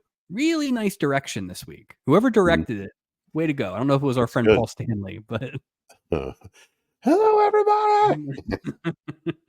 But those wait staff were pissed. Yeah, they're pissed. I think the guy in the red jacket was having none of it. George He and can't go up and Gloria. go. But the thing is, they're just. What's the waiter doing? They're just having drink. That was weird to And he me. works there. Like he doesn't need to stay there. He's probably just tired. I think you got to stay here till I don't know Nobody leaves till Bricker leaves. something. Yeah, stay there with Adam. Yeah, stay there and make sure he's functional. He's tripping. The upshot here is that George and Gloria invite Doc to Puerto Vallarta tomorrow. Yeah, because And he's not Doc's like, working. I've been there 148 times. But have you ever been to Consuela's? Apparently, if you haven't been to Consuela's, then you've really never been to Puerto Vallarta. You've never been there. Isn't he working, Mike? Mm-hmm. I mean, isn't this a cruise? Aren't they talking about can't wait till we have time off? Well, this looks a lot like time off if you get to go to a cute little touristy beach town for day trips. Yeah, I'm still very vague on, like, he's on call. How are they going to get in touch with him? I Like did wonder that. pigeon? Also, he's drinking. Yeah, he's So drinking. They're going to send a pigeon out. Where's the Adam pigeon? Go get him. What are you talking about? Yeah, it's yeah, very like this guy's Doc's going off the boat twice this season. One time they were kidnapped. The second time, right. Eventually someone almost died. So it's like, Yeah, how about you stay on the boat? It's a lot safer for everyone involved. Everybody Yeah. stay on the boat. Plus, they really were moving this week because I'm pretty sure it was like a 2-day cruise. Yeah, it was not a long. We haven't had a tenor in a while. I think we're down to like weekend cruises. This has to be it. Yeah, because we only saw 2 tuxedos. I bet you this was Friday, Saturday, back on a Sunday. Well, because when Schneider starts to make an ass of himself later on, he basically says, we're back in LA tomorrow. So it's, That is true. it's quick. Anyway, where are we at? Amber and Gopher are finishing that dance on the deck. Gopher still seems worried about stepping on Doc's toes. But they basically, when Amber says, what about Doc? He says, too early for blood tests. So there you go. It's never too early for a blood test, folks. Never too early. This is the other nice piece of directing. So Gopher and Amber walk off screen left, and the camera pans back to the bar where Danny is talking to Isaac. I like that a lot. I love that continuity. I really did. Because you never see 2 stories cross over like that. It's great. It felt like those 2 storylines were definitely in the same building. I can't say the third one was in there, but I agree. And yeah, that makes all the difference. That's it. That's all we need. Guess what Danny's doing at the bar, though?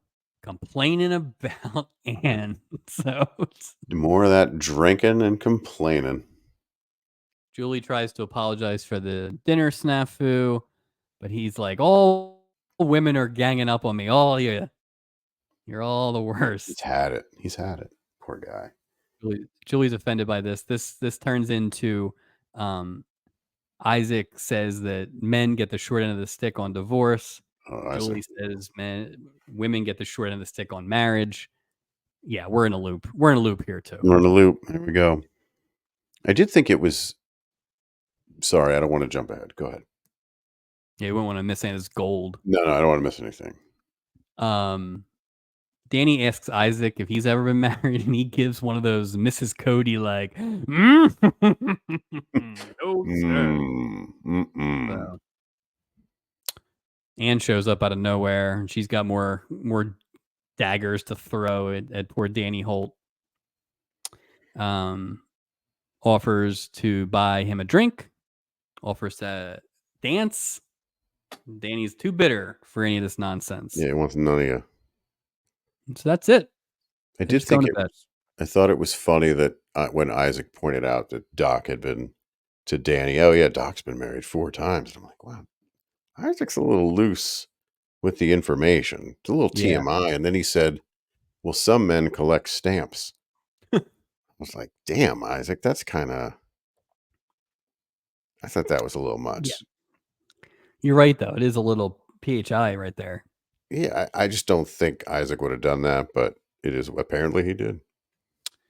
Oh, God. Back in the cabin, Hank and Diana are still practicing.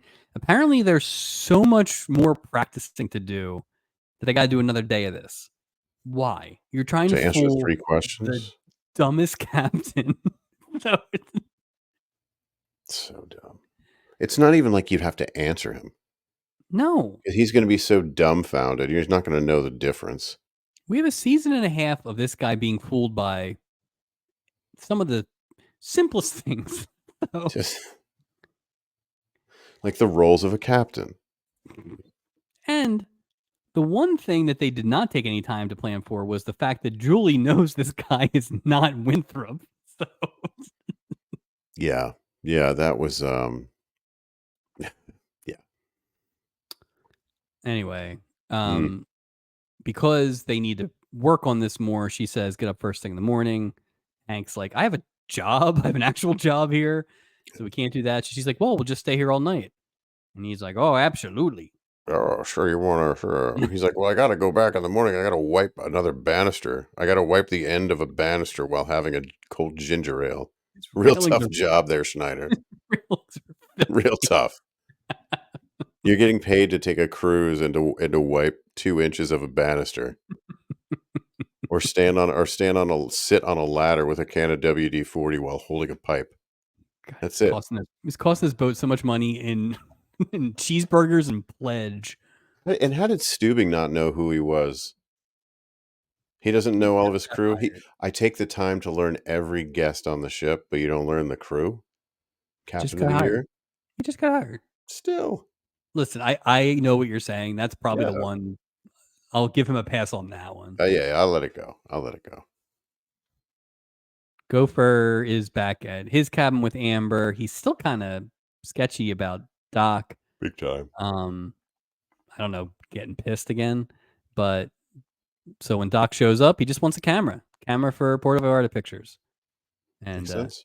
he's saying thank Gopher, and he says goodnight, Amber. So with that, I think Gopher finally felt released to have his way with Amber. Well, at this point, I'm like, okay, we've seen the clear delineation of Amber with Doc before. Now this event is about to happen and what he said. So to me, in my mind, okay, it's Amber and Gopher now. Right. I just want to note that for the record, because when we see something later, it's going to confuse me. All right. Act 3. The first half of Act 3 is one show. And then the second half of Act 3 happens. So let's bum rush through this first Yeah, part let's here. bum rush for before we get to the real. Right, the real program this week. Next morning, Danny and Amber are playing a quick game of backgammon. To your point, this is nice when the storylines kind of mix. Mm-hmm. We do get the gratuitous bikini shot as well. Yeah, like Heine right in your face. I was Yeah, like, so whoa, it's about 1978. I guess that was inevitable. Amber's not very smart. She asks if it's her serve. When she gets a 5 and a 4, she adds them up. Yeah, they really painted her. Yeah. Gopher's on break, so when he's on break, Amber's on break, so they split. And that leaves an empty chair at the backgammon table. Oh, who could come up and sit by Danny Holt? Right. It's attorney and stalker and Sterling. Stalker, indeed. They go back and forth, much like the Pizza Boys last week, with the prices of how much these games are going to cost. It goes 1, 2, up to 5. Whoa. So this is high cotton. That's no $7 pizza bet. While it's no pizza bet, it is definitely going to take a while to reach those Wendell Sneed level prices. So I'm going to be here all day. Get comfy. You need a longer cruise. So when let's see, when the Stubing and Julie run into Miss Damasio, and Merle once again is desperate to find Winthrop. Florence Henderson's like, "Don't worry, Yeah, chill out, bro. We'll figure it out. He'll be there at dinner. Don't you fret." What'd he say? I want a cup in my hand, not Yeah. egg on my face. Yeah. Okay, bub. Just shut up. Just shut up. Such an asshole. We get an announcement from Stubing over the intercom. He hopes that everyone enjoyed their stay in Puerto Vallarta and that we'll be getting to Casa San Luca at 8 a.m. tomorrow. So is the boat hauling out when you make that announcement? I don't know. I assume so, but now I'm not sure if I should assume so. And the reason you shouldn't assume so is because, well, we'll get to that in a second, I guess. Oh, hold on. Are we there now? I think we're there now. All right. So Steubing makes the announcement, and then Doc and the Hancocks are getting wasted. What was Puerto those little Vallarta red in drinks? What were those Consuelos. little? Oh, And that is like not on the boat, right? no. Consuelos is not on the boat. So Well, if that is, actually, no. I do have an. I think they were in the pirate bar doing that. but didn't they toast to Consuelos? I think they were toasting to that place after they got back on the ship. Okay. I That would think. make more sense. I think that's how I read it. Because it's right before they give Doc that gift. Right. Doc gets the gift. This is where they're at a bar, whether it's in Puerto Vallarta or the pirate Who bar, knows? one or the other. Doc is gifted a ring, which has the symbol of healing. Symbol of healing. What a weird cutscene, and the sound was different.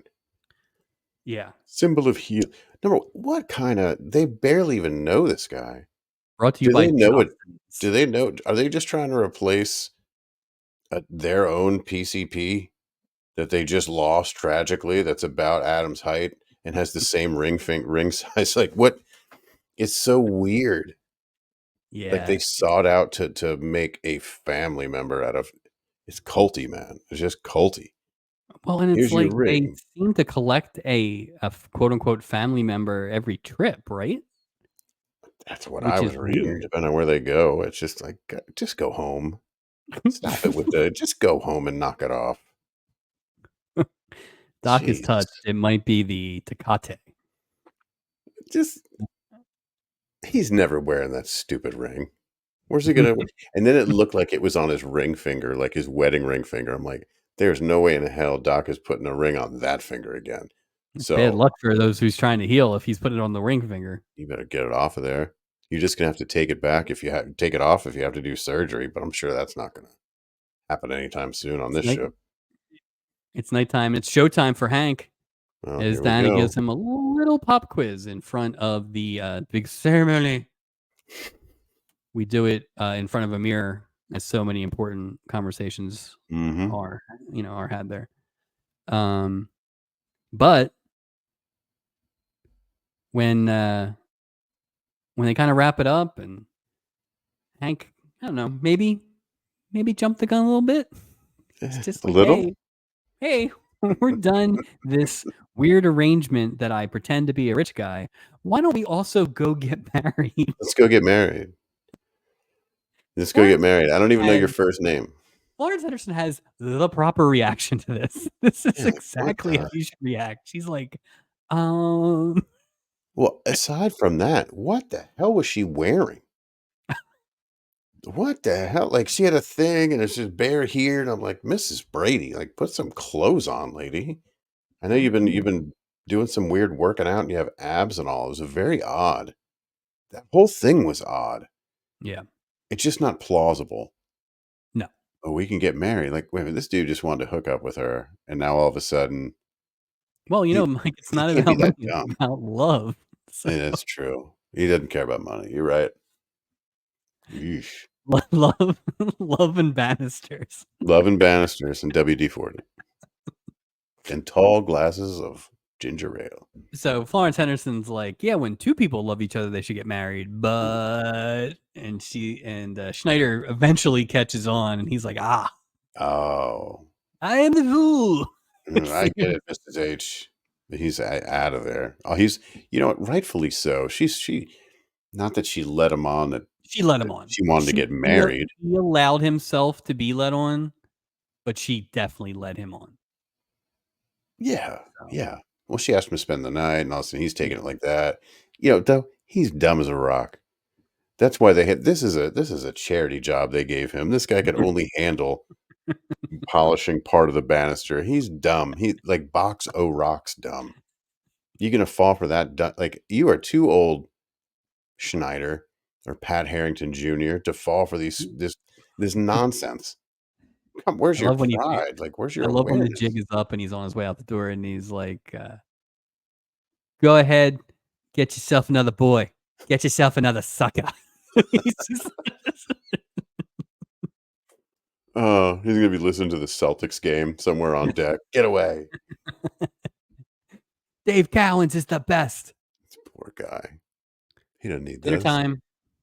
Bert Convy is trying to make a beeline to Anne's table. What? Who saw that Twist. coming? What is this?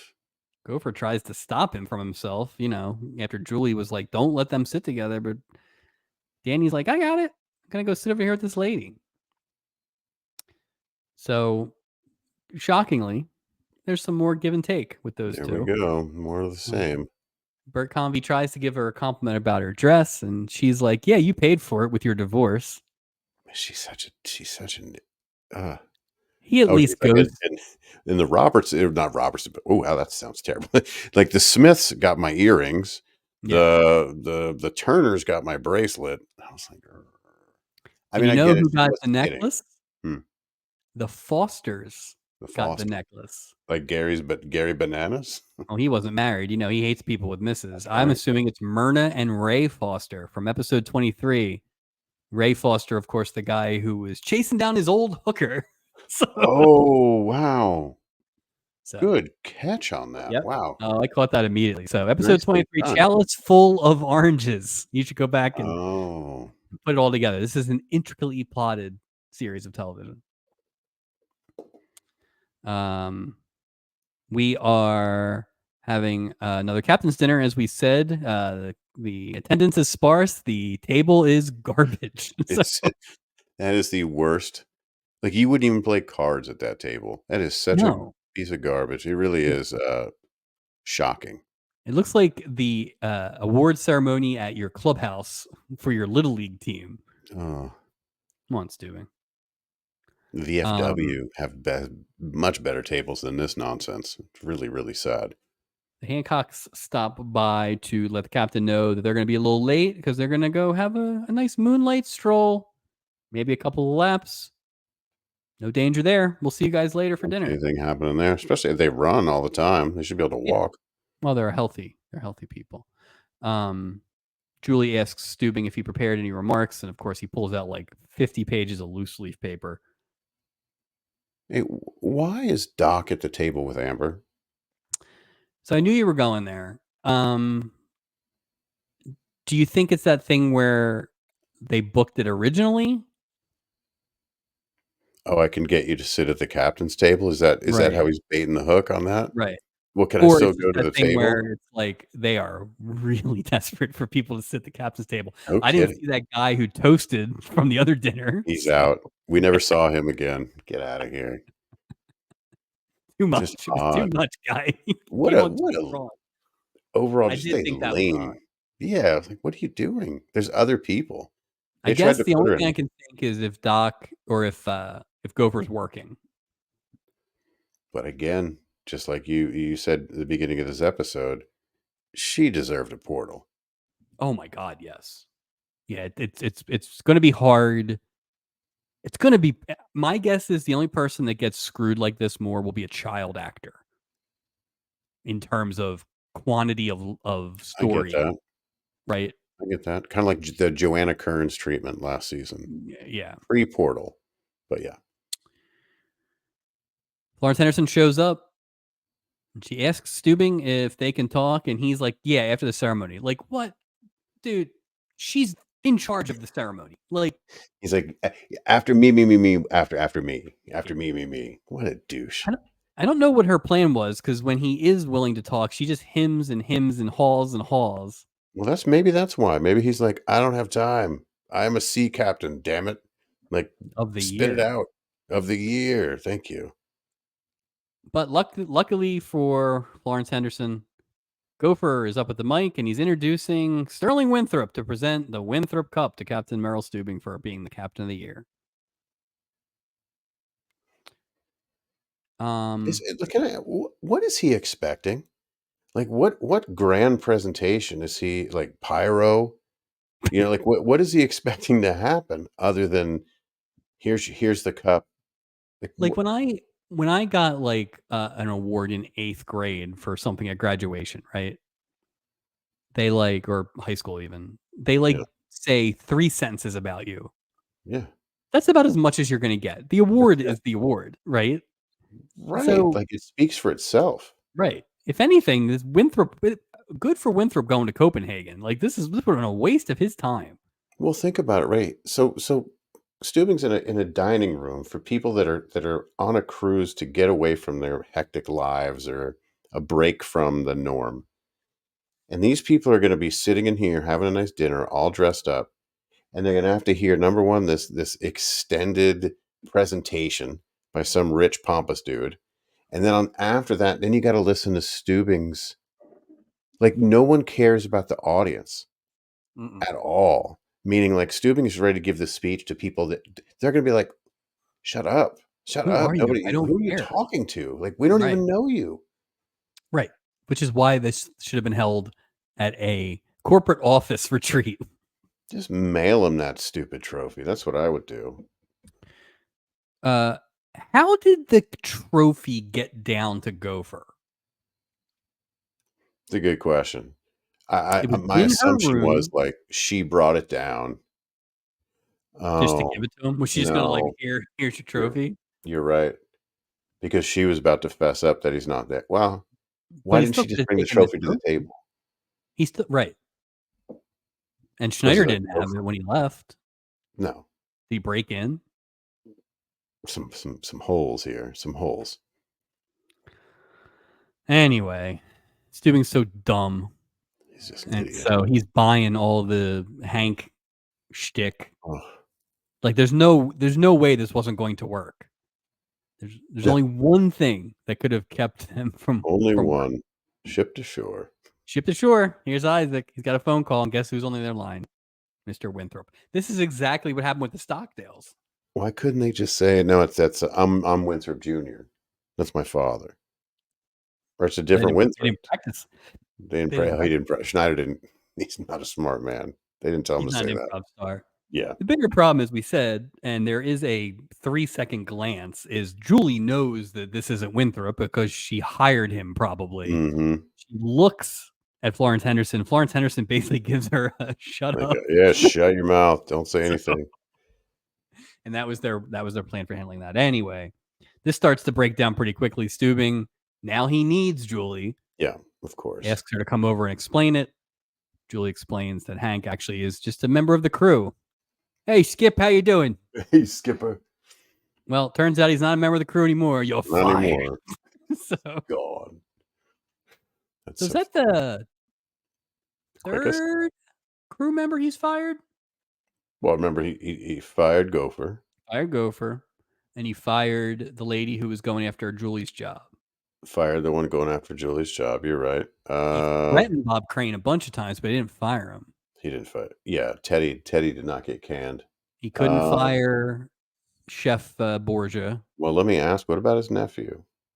Was that a firing or is that just No, he didn't even work there. He was just training. he had his uniform on? Remember, he kept doing the wrong thing. I'm just Well, wondering yeah, if I mean, it's that wasn't a if real yeah, thing. And no, they made up a at the end. reach. That's true. Um. Oh, Captain Anderson. No. Oh, Captain No, Cunningham. Captain Cunningham. Yes. Well, he quit, didn't He he? quit. Didn't he That's tender right. his resignation? Yeah, he Yeah. did. Captain Cunningham. Good call. Anyway, he's fired. That's it. Well, that was a pretty lighthearted episode. And now, That's it. drama. Now So the much real episode drama. begins. This is, at this It's a point, I'm whole like, different well, thing. this is a pretty pedestrian episode, but Yeah, okay, fine. fine. And then all of a sudden, they drop in just a completely different show. Dude, hell breaks loose on the boat. crazy. Like, So it's just nuts. All right, let's get down. This is the real episode I right don't think here. I even need my notes. No notes are needed for this. This was George insane. walks in to dinner and it's like, Doc, I need you. Yeah, Gloria has fallen down the stairs. yeah. And then piano just and Emphasis. Let's then go. the first of like 10 amazing Bernie Capel deliveries. He's like, oh no. He doesn't even know what happened. He She could have doesn't like even know what rolled her happened. ankle. Like Yeah, she's fu you remember you did already knock her over, so she's already like, is it worse than that? Like, don't okay. Doc runs out with everybody, his whole staff. Gloria's out cold. Stubing says they're about 7 hours out of port. That's too much time. That's too Can't do a apparently, launch. nope, we know now just by doing no assessment of the injury that has occurred, we now know that 7 hours is not enough. Enough for what? I don't know, damn it, they're my family, Julie. Like, that's basically what's happening now. It is so murky what her actual injury is. Mm. Doc starts barking out orders. Isaac, go get the gurney. Gopher, set up a ship to shore call with Wilshire Memorial for Dr. David Barnes. Find my nurse. Find my Yeah, no nameless kidding. nurse who is confined to my surgery room. So, She never sees the light of day. Julie and Amber, please take George back to my cabin. He's Okay. barking. You know what though? Look at him. Just for a Oh, he's like second. Look tough at stuff. him Yeah. step it up to the challenge. Yeah. Well, listen. At the end of the day, he's a good doctor, right? Because he delivered that baby too. It's like, so I think he can get away with all this nonsense. But Imagine, I bet you if Stubing was there, he'd tell him to go do something too. I mean, Hey, Meryl, you know? yeah. Oh, absolutely. The diagnosis is that Gloria has fallen and broken a rib, and Doc's worried that it's going to potentially puncture a lung. So let's cut her up. That's essentially it. Yes, she might have internal bleeding, so let's open her up. Yep. What? See what we got. They needed Artie D'Angelo here to kind of check under the hood, see what was No happening. kidding. There's a plumber poet. We could have used everybody in here. That's Where's terrible. Tony? Where's Tony? Get Tony back. Hey, Oh. Abangu.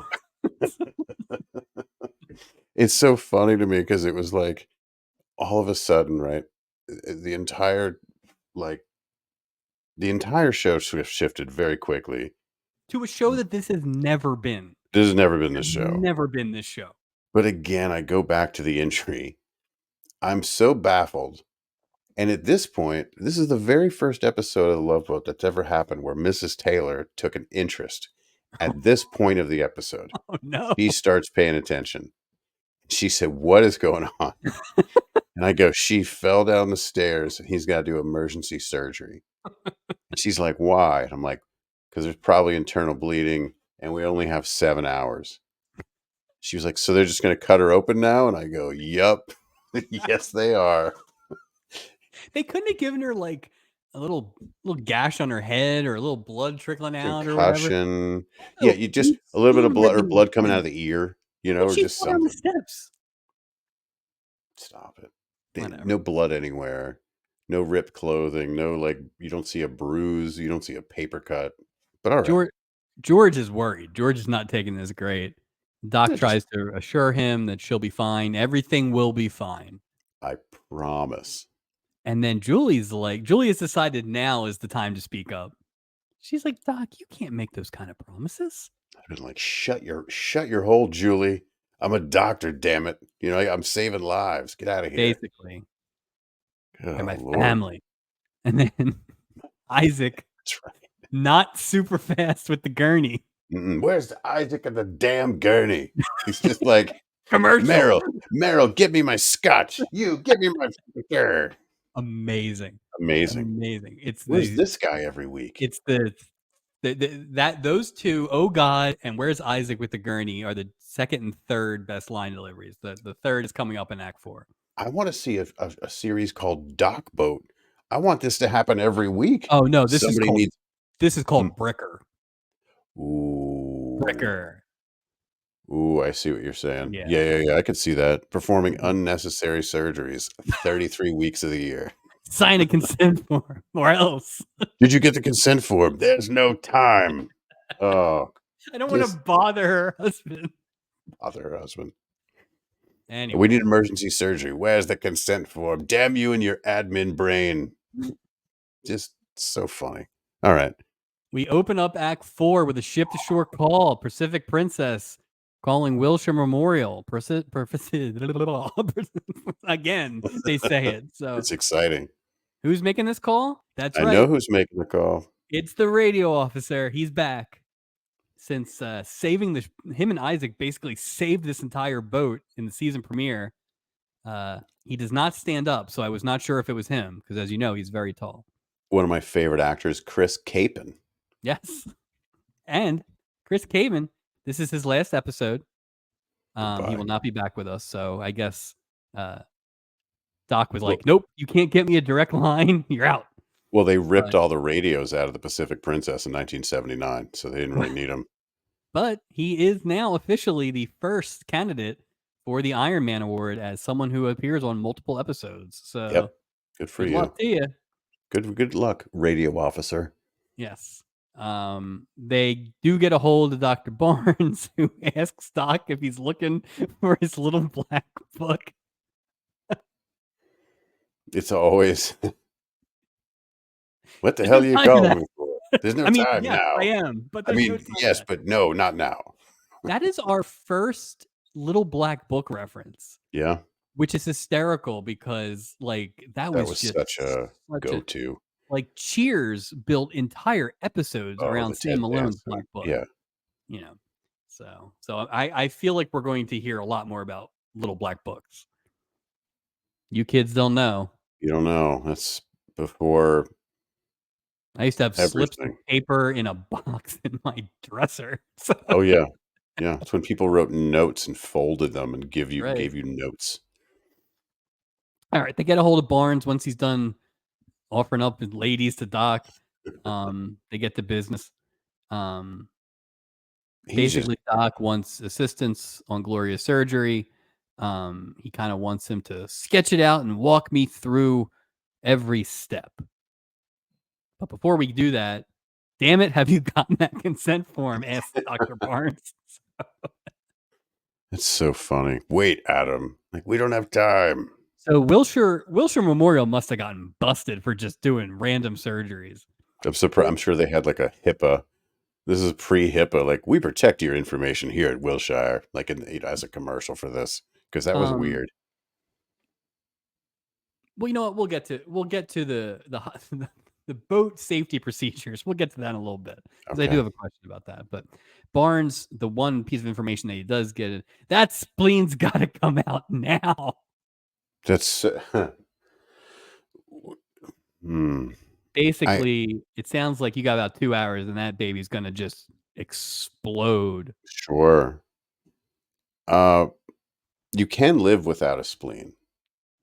Yeah, but can you live with an exploding spleen? No, but there's only 3 reasons why you would remove a spleen. The first reason is cancer, right? Second is a blood disorder, but the third one is severe trauma. Like falling down steps? Falling down a flight of steps? Is that? Well, you don't know what kind of speed she was going at. Plus, they've been drinking all day. Maybe she was trying to end it. Maybe She George just was kind of trying to end it. pushed her like showgirls. He wanted to be her understudy. Mhm. Just saying. All right. So let's talk about these boat protocols for an emergency. Ooh, they're loose at best. Yeah. So Doc doesn't know how to do every surgery. I guess that makes sense, right? Well, But yeah, I mean, just because you're a doctor doesn't mean like you can treat everything or do surgery for everything. right. Right. But There is some shouldn't there be like specificity. a book or like relying on ship to shore calls as we see when they're 8 to 10 hours out? It seems a little dicey. What's he gonna do? Get in there looking for the spleen and just be like, well, let me reach around and like see if I. It just doesn't. Nothing. And And a guy on and speakerphone. right. And thank God David Barnes wasn't out running through his little black book. No kidding. Or playing the golf. But this was at night too, It's at so that night. was Yeah. like, what are the chances this Well, I mean, surgeon's gonna be at based on his work? outfit, he just got out of surgery. Night surgeon. Night surgeon. Dr. Barnes, night surgeon. That's the new spin-off coming from this. After Bricker. That's right. After Bricker, Dr. Barnes, night surgeon. So the other thing is with the consent forms is we've seen so many people come on this boat by themselves. So shouldn't your ticket like have a form that you check a box basically, and it's like, I hereby consent to, in the case of an emergency, at the discretion of the doctor, blah blah blah. Yeah, I'm So sure it's you'd have like to do that before you get on the ship. right, like pick Yeah. literally any single person. Artie last week, right? Artie Right. D'Angelo, Right. he gets hit in the head and is bleeding Right. out. Like, who's signing that consent form? Isaac, What? because he worked on his car. Like, No, but that was last week. oh, That was gotcha. last week. They didn't even Yeah, need consent forms till gotcha. whatever date this was. But yeah, it is weird. Just the protocols on the ship, very loose. Very loose. I wondered where they were going to cut back to because they couldn't go back to like Schneider in this heavy No, drama. So no. What do you do there? You can't. Well, because if you lighten it too much, it sort of takes some of that steam away. But yeah, instead they were like, you know what? Let's just give America a break from this heart racing drama and give them some world class acting. And so we got absolutely. Bert Convy out on the deck. He's telling Anne that he's like, you know what? I really appreciate it. I used to be so mad, and you really let the air out of that balloon. You punctured, which is a bad choice, Danny. Man, we got a lady who's punctured over in the Yeah, room. that's not good. That's Yeah, not good. but he's basically like kind of saying thanks a lot, Anne. You really helped me get through all this, and I'm feeling like a better person for it, and I plan to stick like that. And Anne's like, man, you really sound like you're still a fan of marriage despite everything. And then Bert Convy clears his throat, cracks his fingers. It's mankind's finest gift to mankind. Oh God, I have that. I added Two that note in people my in phone. love, getting married, having children, those children growing up, seeing love, learning about love, and going out in the world, spreading that love like ripples in water. The Oh, circle just keeps getting larger. no. Ooh. Thank you, I Bert get. Convy. Oh, I get strong, red hot American woman vibes from that whole like mini soliloquy he did. It's Good great. Lord. He's just like, give me 4 pages. I will Oh, knock this out of the I park. got it. Oh, Anyway, just after all that, the password is smooches. So, nice. Their storyline wasn't that hamster wheel, but it was all right. Again, Bert this is Convy what saved the happens when day you have actors you enjoy. because you care. Right. Exactly. Yeah, Put that in the hands of like so many couples we've seen, you and just can't. we would have hated that. Absolutely. So, Yeah. Well, yeah, um, absolutely. all right. In Doc's waiting room, George looks awful. George looks like he's been through it. Amber's there for some reason. Yeah, we don't know. No, Amber's there. no idea why. Julie's there. Isaac shows up with coffee. George starts rambling on about Gloria used to like peppermint tea. So thanks for nothing, Isaac, I guess. He's already remembering her like she's about to be. Oh, yeah. Yeah. I'd have been like, look, George. Oh, Julie's like, don't give up, you. Don't ever give up. And George doesn't even give her an eye contact. He's just George's like, like, shut up. who is this girl Yeah. talking to Who's me? this dame? What are you doing? And we get a action shot in the surgery room. Doc and his nurse, his poor nameless nurse who never gets to leave the room, are in there in action. Looks like Doc's taking a cobbler out of the oven to cool. He's just kind of moving around, moving stuff around. Completely clean, by the way, much like the dog delivering baby. He is completely squeaky clean from head to toe after emergency surgery. Diana goes to Hank's cabin to apologize. I thought this was funny. Schneider's like, "You got a bad break with that phone call." That was pretty good. I like that one too. She quit her job, and somehow also is now in love with Hank. I don't know what happened there. I have no idea.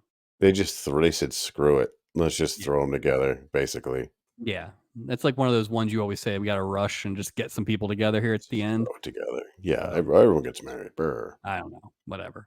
There's no time for this. Back to the drama. Yeah, back to the drama. Come on. Really. And the drama of telecommunications in 1978. Here we go. Dr. Barnes is trying to go through the list of surgery instructions, but the communication keeps cutting out. He's like, these damn sunspots. Just awful. And then Adam, the can you hear me? guy, like, it's been like this all week. Like, come on, Stubing, get your boat together, man. Or how about have a better radio officer? Maybe that's why we don't see him again. Oh, I see. I assumed it went up the chain of command. No, wait a minute, you're telling me this guy who reported on the hurricane and saved the whole boat wouldn't report on some broken radio equipment? Or do you think he's pissed because he didn't get a promotion when Isaac did? That's a good point. I didn't think about that. I just don't think he's happy.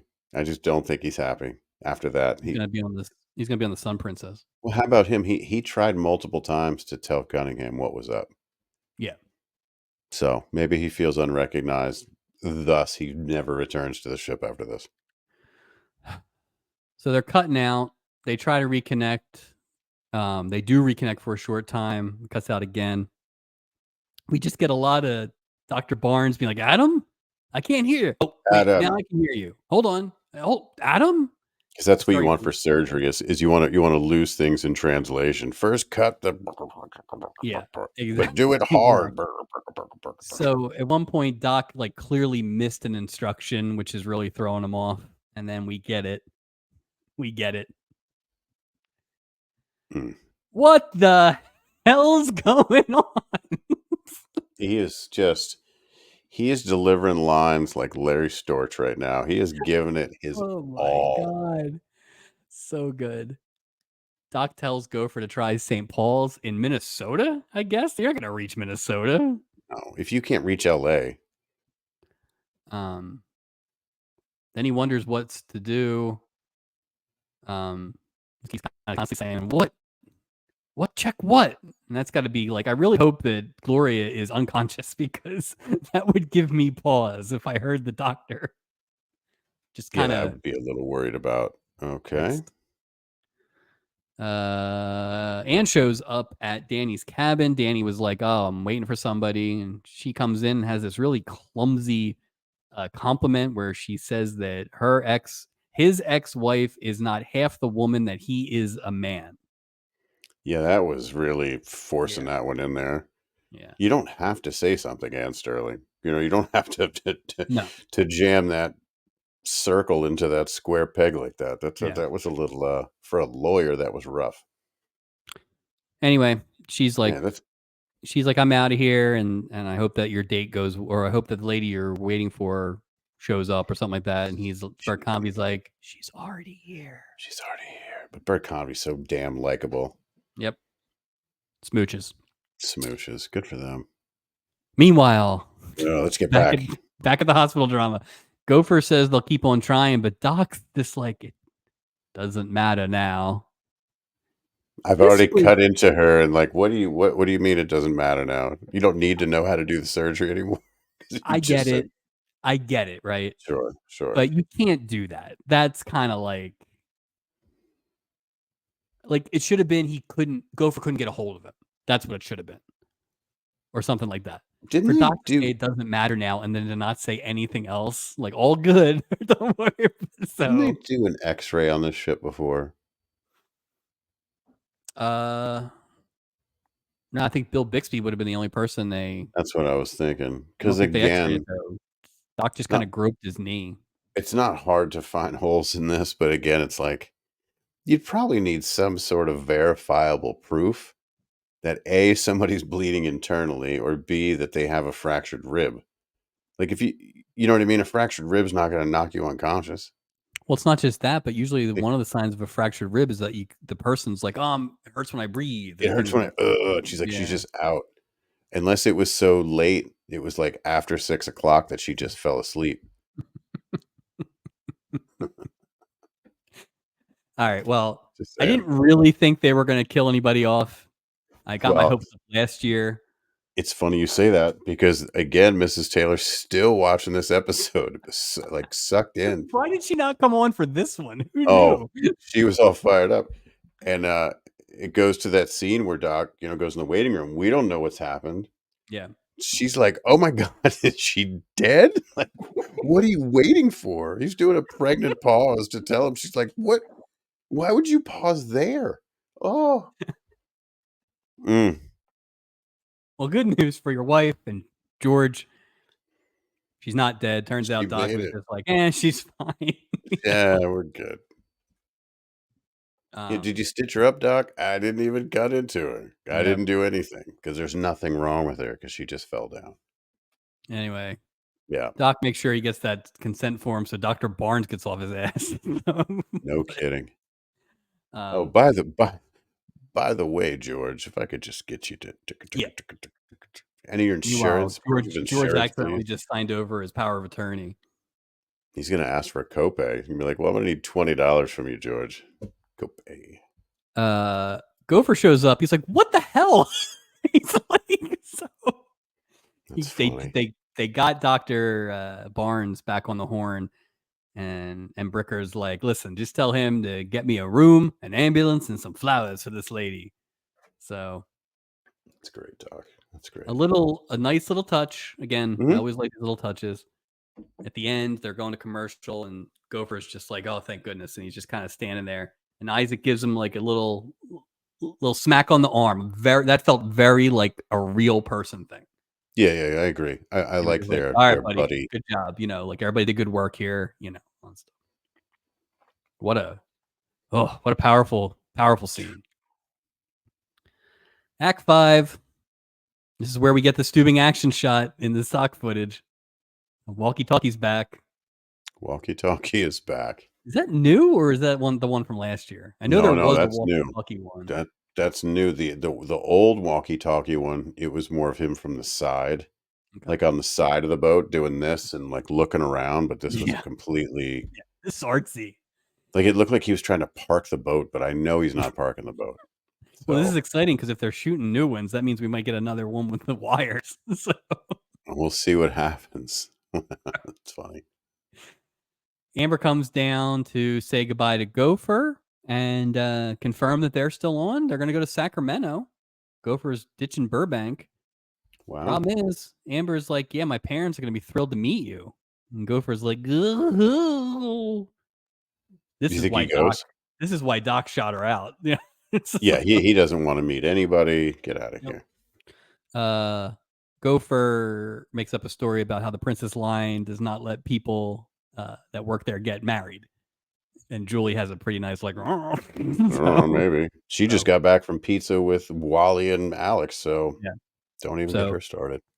this is probably the same way they told Amber she didn't make the portals. That's funny. No, you'll be in there. All right. So Gloria comes down the elevator. She's on the gurney with her husband and her operating doctor and the bartender carrying an IV bag. That was a lot of people in that elevator. It's definitely the most people we've seen in that elevator. I don't think that would have fit. When you have a gurney, 4 you have a people and a gurney gurney. size. There's Yeah. no way that that's the same No. elevator because those We've hospitals never have seen more than like wide 3 elevators. people in the elevator. No, they're doing it like a clown car. Oh, look at I us. We don't get 6 you gurneys in can't one elevator. you can't give me just a nameless female to be the nurse to carry the Isaac could have still gotten his gin joke off. Yeah, that joke wasn't reliant on him holding it at all. Like, He could have been come on. Like He's this not poor holding that nameless damn nurse. thing. This is now twice this nurse. I don't know if it's the same nurse because they didn't give her any name or anything. But she doesn't get to leave the room. Or No. where's the Wilshire Memorial paramedics? Why aren't they coming in? Yeah, if she's they're sending a very mixed message as far as the severity of her injury. Yeah. Anyway, George is like, see you in Baltimore, kid. There's no chance Doc goes to see them in Baltimore, right? No. Yeah. No. Doc hasn't He been burnt. past the Mason-Dixon line in 4 Yeah. years. So Doc does not go back to Johns Hopkins for the many bridges he has burned there. There's no way he tore that city to the ground back in the maybe 60s. he'll go there on a very special episode of Bricker, like season 4. I like that. The Return. The episode's called Yeah. The Return. The Baltimore Harbor is lousy with bureaucrats. There's a woman who got attacked by a bird in the aquarium in the aviary. He just goes in there eating a crab cake. It's a very Baltimore episode. Cal Ripken is injured. Eddie with a guest appearance by Eddie Murray. That would be nice. The Colts are moving. What? The Mayflower trucks are packed. Oh no. It's Next, funny. a very special Bricker. Funny you say that. I lived in Baltimore when that happened. This was before I was really a football fan, and I used to watch Baltimore Colts games. And I remember being woken up going, look at this. And it was on all over the morning news, like dead of night. It was wild. So They just crazy. If that left. happened It was today, the weird. world would explode. Danny and Ann come down the steps. Bert Convy tries one more big swing at a monologue. This one's basically like, if this romance becomes an engagement, but the upshot is that he wants her to represent him if they end up getting married and divorced. They're going to get married in the next hour because that's what happens. Everyone gets marriage crazy on this boat. Steubing and Julie are talking to Hank and Diana. Speaking of married, but we'll get to that. First of all, Steubing has been filled in, and now he's like, "Don't worry about it. I put you in a tough. Cool. You were in a tough spot. You know why you were in a tough spot? Created the spot. Exactly. That's 100% Meryl Steubing created. Zero awareness, dude. Zero awareness. Somehow, Florence Henderson's like, that's why you're the captain of the year. Yeah, I was like, where? How did you make that? How do those dots connect? This is not as bad as a couple weeks ago when Tony and his entire family thanked Steubing for making him work on Thanksgiving. But there seems to be in these Act 5s at least 3 or 4 times these kiss the ring Steubing moments that are just unearned. Yeah, I'm not a fan. I'm not a fan. Anyway, Steubing then gets to Hank and he's like, you were being gallant. Offers him his job back. Luckily, he has the self-awareness to realize he might not want the job back. Of course he does not. Hank tells him to shove it. The sea is no Take place for a married man. That's right. And that's pretty much it. That's pretty much it. We get another weird Julie and Steubing kind of smile, look at each other, freeze frame, and that's it for episode 36. So, totals and a recap. Wow. An intense 10 minutes of action on this episode. That was I'm exhausted. I'm exhausted from all the action, from the hot medical action. # medical drama. So I think when we started recording here, I probably had a more favorable opinion of this episode than I feel like you did. So I do think I probably got tired of the Hank Diana. Yeah, there's a lot of the same note on the second watching. Yeah, the other 2 storylines I'm okay with. I appreciate the effort, the acting, and everything. If you told me this was the second best episode of the season, I could live with it. But that's not high. That's not really high cotton either. So I don't think I could live with that. No, that's fine, and I understand. I think it would be the equivalent of kicking my legs out from under me. No, we have to have better than this. Yeah, we have to. But you don't think it's the worst, do you? No, not the worst. Not the worst, because there were some highs. There were some standouts. Yeah. But overall, and maybe I'm looking at the episode from the lens that, like, Steubing stinks. Steubing stinks. And this just sort of That's the storyline, reinforced I it. think, that kind of carries the Yeah, determination, right? And like I right. said, I didn't hate it as much the first time, but the second time, it did become very redundant. Yeah, So it just turns into another 2 good storylines and some good acting, but neither of those other storylines were great, kinda like the Casanova and yeah. Captain Dave or any of the Back one in the storylines that were great, yeah. so the the floor was high, but the ceiling was low. So what So is this a better episode than the Casanova episode? no, and that's our current leader. Is that the current leader for the Yeah. second? Okay, that makes sense. Current Yeah, leader is no, this is that nowhere close. I would say second place is probably that, James Coco Yeah. and Melissa Gilbert. Oof, I forgot about that one. Yeah. And then there's a bunch we talked about last week. There's a bunch of those one storyline episodes.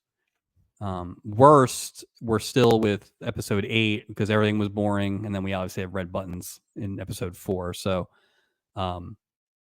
yeah, I mean we're now 11 down. We have 14 episodes left this season, and yeah, it's This not. can't be the second best. Like, I'm just with 14 left. Good Oh no, and God. like I said, I probably am withdrawing. If I sat and sketched out the 11, Right. it probably is in the top half though, which again is just I would yeah, I would agree with that. I it's a would agree bad with that. season. It's a bad season. It It's is a it's bad it, it season. is a bad season so far. I Now let me ask you, is season 2 better, worse, the same as season 1 at this point? At this If you point, had 11 if episodes you in. yeah, Oh, I think looking back now, the 11 episodes of season 1 were much better than the yeah, 11 I episodes agree. of season 2. I We agree. didn't know. We didn't know what we didn't know. We didn't know how good we had it. No, we didn't. Because Uh-uh. even like the bad one, we never had a boring one. We had some crazy No. ones. The Christmas episode, the Scarecrow episode, But it was and then funny too. Like, it was Barry funny. Keys, like there Yeah. was just a higher level plus the good ones. Um, no, Well, I don't think I'm it's even just close. hoping I hope they backfilled all the quality. The one You thing know, I will I'm say sure. though, Hmm. the one thing I will say is I think the top level acting performances are better. Yeah, absolutely. Like I think Absolutely. there's more top performances than there There's were. some standouts. Yeah. Um, but I don't think the cruise is good. No. So it's weird, and I don't know why. I'm hoping that maybe some of it has to do with this weird continuity thing that once they kind of get lined up a little bit, it'll have a better flow, but I don't think Well, we're near that yet. I So, just wonder if the approach has changed, meaning it was more crew driven, I would say, in the first season. Not yeah, completely crew driven, but more. right. I wonder if there was a decision made, like, somebody goes, look, we got to push the guest stars. It's got to be guest star driven, Yeah. and where the crew is just the glue that maintains the continuity within an Or is it episode or with a is it little the bit thing here. where it's like, okay, Mm, listen, if we don't have a lot of great guest stars, we always can right. go to a crew storyline. But Absolutely. and I will say this was a big cast in terms of like TV stars and stuff like that. Oh, yeah, yeah, yeah. But we've had some, and it was a small cast. I think the big stars were front loaded. I'll be curious to see who comes around here in the second I mean, half. Jamie So, Lee Curtis, you look at all well, they those. didn't know that, but Yeah, they didn't know that. But yeah, yeah, no, I agree. I'm curious to see at the back end. Although, like I said, Connie Stevens next week. yeah, You have some stars yeah, coming. So maybe that is. It's just maybe yeah. it's raised the ceiling. And Maybe listen, season 1 raised the ceiling for season 2. I don't need the stars to have a good episode. No, no, not at You all. know, so we'll see. And having Um, said all this, like, I still enjoy the show, right? I just sometimes I get disappointed because I feel like if they just did this or if they just did this, it would be such a yeah, I don't for our purpose, it's obviously different for our purposes. yeah. I this is why the boring ones bother me so much, because it's like, oh, I have to watch this thing at least twice. It's boring the first watch, like that kind of thing. I would actually like a higher variance in terms of quality. When I turn it on, I would like the possibility that it's going to be one of the best episodes we've seen. Not the best episode of television, just one of the best episodes we've seen. I'm also okay if I turn it on and it's one of the worst episodes we've seen, or just a middle. But I just don't want to see this constant like 6.5. Yeah, I see what you're saying. We're sort of treading water. Yeah. Like I said, I can deal with the one really great storyline every week. And there's enough stuff going on, but I'm just disappointed that it seems to have regressed. Yeah. Having said that, though, this was an episode unlike any other, as far as with the medical drama at the end, and I wish it made it better as a result overall. It made it different, right? It made it different, sure. Yeah. I appreciate the effort. Me too. We always appreciate the swings. Mm-hmm. Captain of the week. It's Bert Convy. That's what I had. Yeah, it's got to be Bert Convy. Yeah, he was great. He was great. He was great. And again, it's that thing. We talk about it with the kind of effortless acting, it seemed like, or whatever, and just has it. He just has it. And I don't know who I would want to. I wouldn't want to see, but like I just am curious. Like if you gave that role to, just trying to think of like a random guy, that didn't have the chops, right? But it would just be not as good. So, like, even if it was, who was the guy last week with the little people as the parents? Oh, like, yeah, Eddie was Albert or whatever if it was. It was him. Yeah, just it wouldn't have been the same. No. Yeah. Walk the plank, worst of the week. I think we all know. We have the exact same answers this week. That's very interesting. So, well, I mean, it was situation dictates. Yeah. Yeah, it's actually kind of hard. I don't know who I would have had as the second worst.